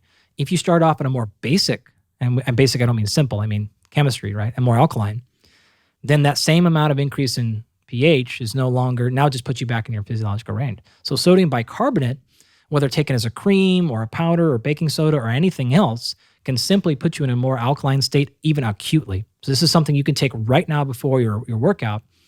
You're going to delay what we call delay the progression of fatigue. And how would people start to approach this practice? My understanding is you can do this with common, store-bought baking soda. No question. There's always a concern about gastric distress, that it's a very effective laxative, sometimes an unwanted laxative effect.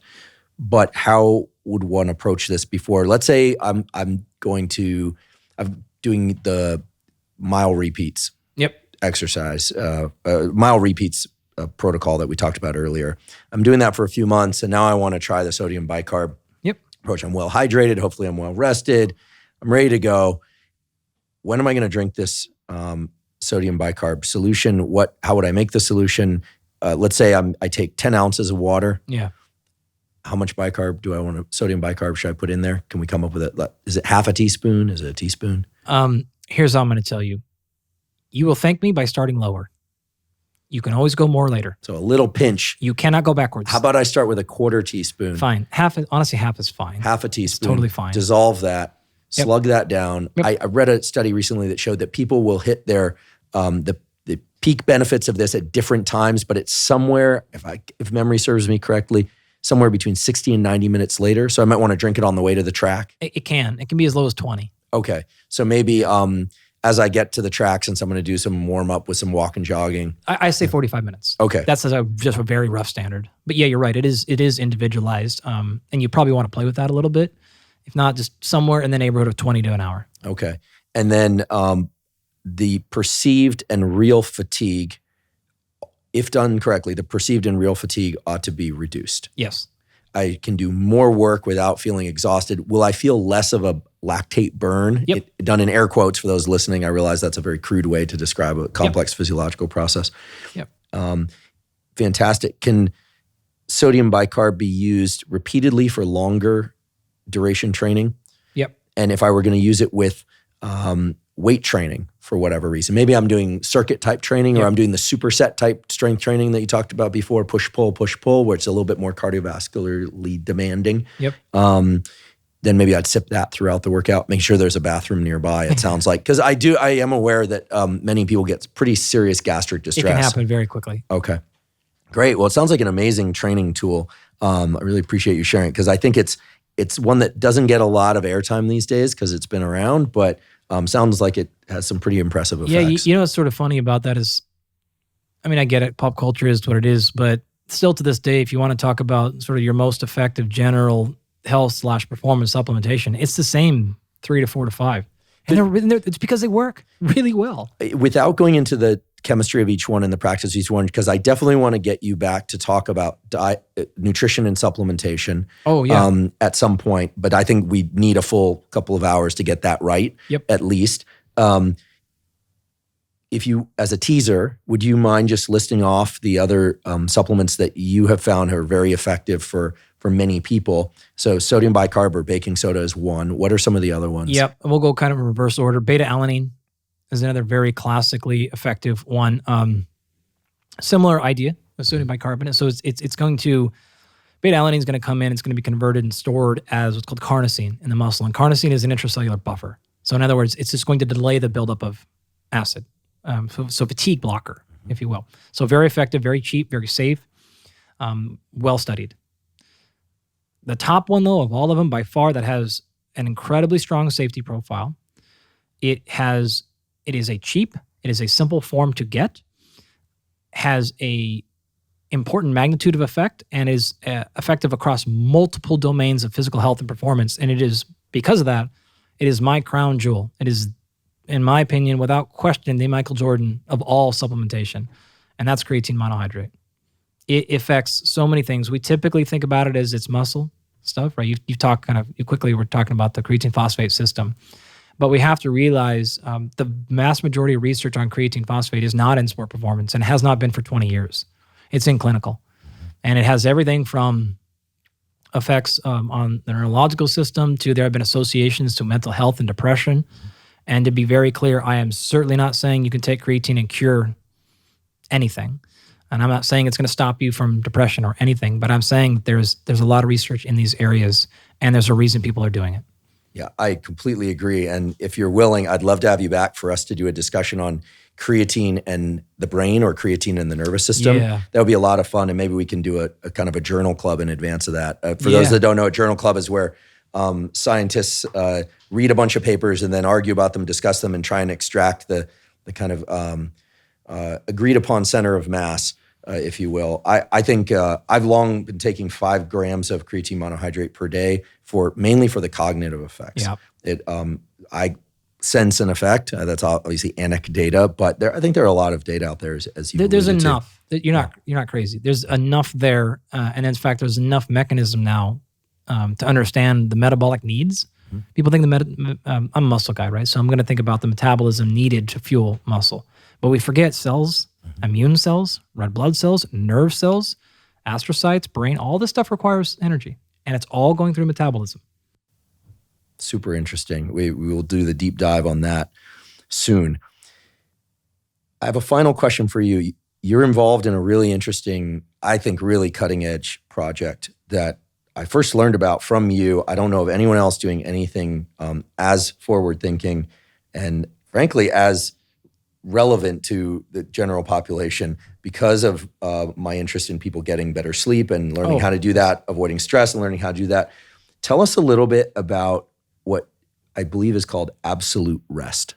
Right. So this is something that we've been playing with behind the scenes for a long time. And this is typically how high performance stuff works, right? People want exclusivity and so this has been built. Effectively what happened is a friend of mine, Cody Burkhart, I don't know if you know Cody, but a famous... down in Texas. Yeah. NASA guy. Yeah, I do know Cody. Wonderful, just down the road thinker.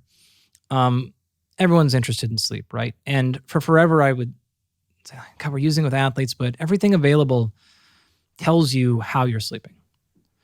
Nothing can tell you why you're sleeping that way. And so we got together in Boulder, and then I met some of his former colleagues, computer science folks, Harvard MD, and some really impressive tech folks. And we were just thinking about an idea, and we came up with, and we started to realize the problems, right? We use first principle thinking. It's one of my favorite approaches. If you're not familiar with that, go Google that. Like, that's just a recipe to solve problems, this first principle thinking. And we just started to think about, like, man, all the sleep tech is there. It's real. I don't need to convince people that they need sleep. Everyone's done that. You need high quality sleep, but how can I provide solutions? And with the people I work with, I can't just tell them your testosterone's down or your sleep's down or recover. I need to be able to be like, this is down and here's why, and here's our solution. That's how our high performance world works. So enter absolute rest. This is saying, okay, what are the actual nodes that go into high effective, high quality sleep? Number one is psychology. So there has to be some sort of screening diagnostic for, are you not sleeping because of simply you can't control yourself? And you've done a wonderful job of giving people tools. Or if you can't quiet your mind before sleep, do this. If you wake up and you can't go back to sleep, here are a bunch of things, right? So we have some screens that we can do, and there's some other stuff we can do to analyze. This is a psychological issue. Let's say it's not. Right? You're under control, and we have different tricks we use and stuff which I'm happy to talk about. But it's not that. Okay, is it physiology, which is node number 2? Do we know what your dopamine levels are like? Do we know what your serotonin levels are like? What's melatonin look like? What's adrenaline? What's cortisol? Cortisol being the primary driver. What is this relationship, DHEA? Where are these things at? So we're going to measure all that and track that. We're going to measure that during the day, prior to sleep. We're going to measure that next morning and even sometimes throughout sleep. And we're going to figure out, is this a physiology problem? If it is, then we have clear corrections. If not, we're going to go on to the next step, which is this possibly a pathology? So you have some sort of sleep disorder. We're going to run full what's called PSG, so polysomnography, the exact same stuff you would get in a sleep clinic.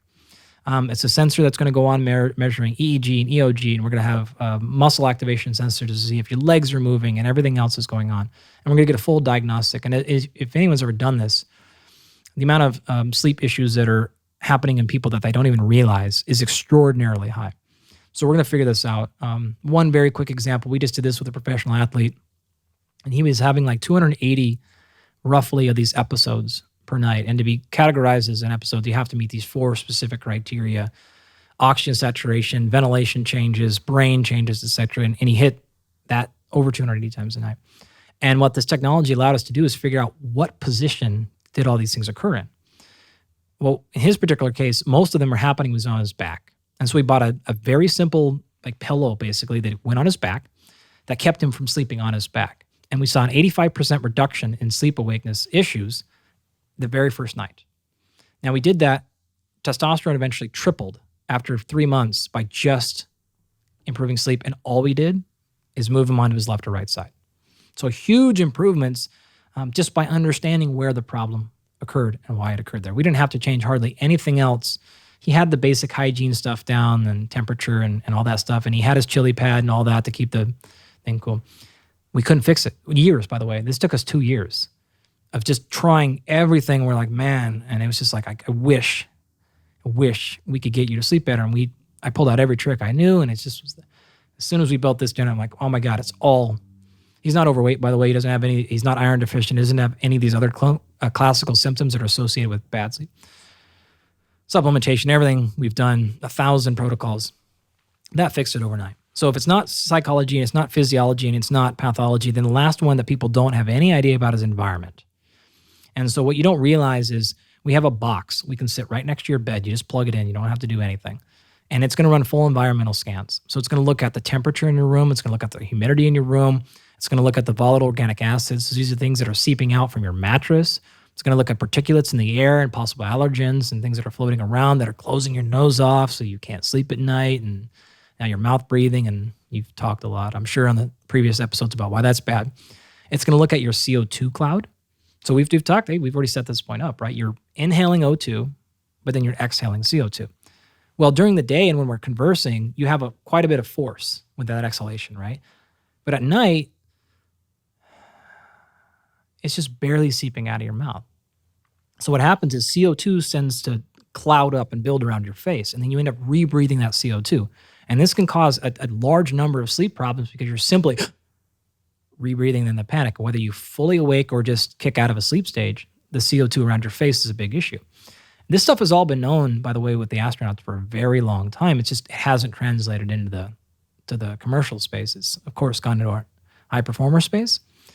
So we can measure that as well. And then we can figure out, like for the most extreme, we can actually come into a bedroom and build an entire sleep optimization setup and control the entire thing. But for most folks, the minimum we can do is run full diagnostics and check off, is this environmental related? Is it pathology? Is there something else? So is this a commercial device that people can eventually access? It is now. So where can people learn more about Absolute Rest? AbsoluteRest.com. Very cool. And just for full disclosure, I wasn't aware that you had done this prior to today. You mentioned, I always like to ask people, scientists or otherwise, I always love to ask, what are you most excited about lately? Yeah. And this sounds like an amazing technology. And just to be really clear, that's not like something we're working on. That's landed. That's landed. We're ready to go. Great. Well, and that's one of the things I appreciate about you is that you're willing to sometimes speculate, but you always say it's speculation. But in general, you seem like the kind of guy where if you're going to be public facing about something, if you're going to make a statement, there's got to be quite a bit behind it. You're not going to allude to in 10 years we might be able to do this, or in 5 years. You're a very data-driven kind of guy. Yeah. Well, the people I work with, we need answers, right? We don't have that time frame, and we typically have like, hey, we start the season in 4 weeks. Yeah. So that's just where I'm at. Well, as I said, I appreciate that about you, but it is but one of the many things I appreciate. I think the listeners and I can well appreciate on the basis of today's discussion what a enormous wealth of information you are, how clear and potently you communicate that information, and also how you can take a huge cloud of information and still distill it into protocols that ought to work for 75% of people, 75% of the time, which is an immensely valuable thing to do. So for me and from the listeners, I just want to say thank you so much for taking the several now hours. I lose track of time, which is reflects all good things. Several hours to take a break from teaching, take a break from research, take a break from the other important commitments of your life, and really share with us all this incredible information. I'm so, so grateful. My pleasure, man. I'm glad we finally got to connect. This has been a long time in the making. It has, and I'm going to bring the breathing protocols to my training. I'm going to start doing more of the endurance type and interval type training. I'm going to start moving when I do heat. I'm going to start moving when I do cold. I might even start throwing some sodium bicarb into a very small amount of sodium bicarb into some water before I train. And listen, Professor Andy Galpin, thank you ever so much. My pleasure. Thank you for joining me today for my discussion with Dr. Andy Galpin. If you'd like to learn more about his work and learn further information about exercise science from Dr. Galpin, please find him on Instagram at Dr. Andy Galpin. You can also find him on Twitter at the same handle, Dr. Andy Galpin, spelled with one L. And if you're learning from and or enjoying this podcast, please subscribe to our YouTube channel. That's a terrific zero-cost way to support us. Please also subscribe to the podcast on Spotify and Apple. And on Apple, you have the opportunity to leave us up to a 5-star review. If you have questions or comments about the podcast, or you have suggestions about future topics or guests that you'd like to see me interview, please put that in the comment section on YouTube. We do read all the comments. In addition, please check out the sponsors mentioned at the beginning of today's podcast. That's the best way to support this podcast. We also have a Patreon. It's patreon.com/Andrew Huberman. And there you can support the podcast at any level that you like. During today's conversation and on many previous episodes of the Huberman Lab podcast, we discuss supplements. While supplements aren't necessary for everybody, many people derive tremendous benefit from them for things like sleep and focus and energy and many other features of our physiology and mental functioning. There are some important issues to consider when considering supplements. One of those issues is the quality of the ingredients. For that reason, we've partnered with Thorne, Thorne, because Thorne supplements have the highest possible standards with respect to the quality of the ingredients they include. If you'd like to see the supplements that I take, you can go to Thorne, that's Thorne.com/U/Huberman, and there you'll see the supplements that I take, and you can get 20% off any of those supplements.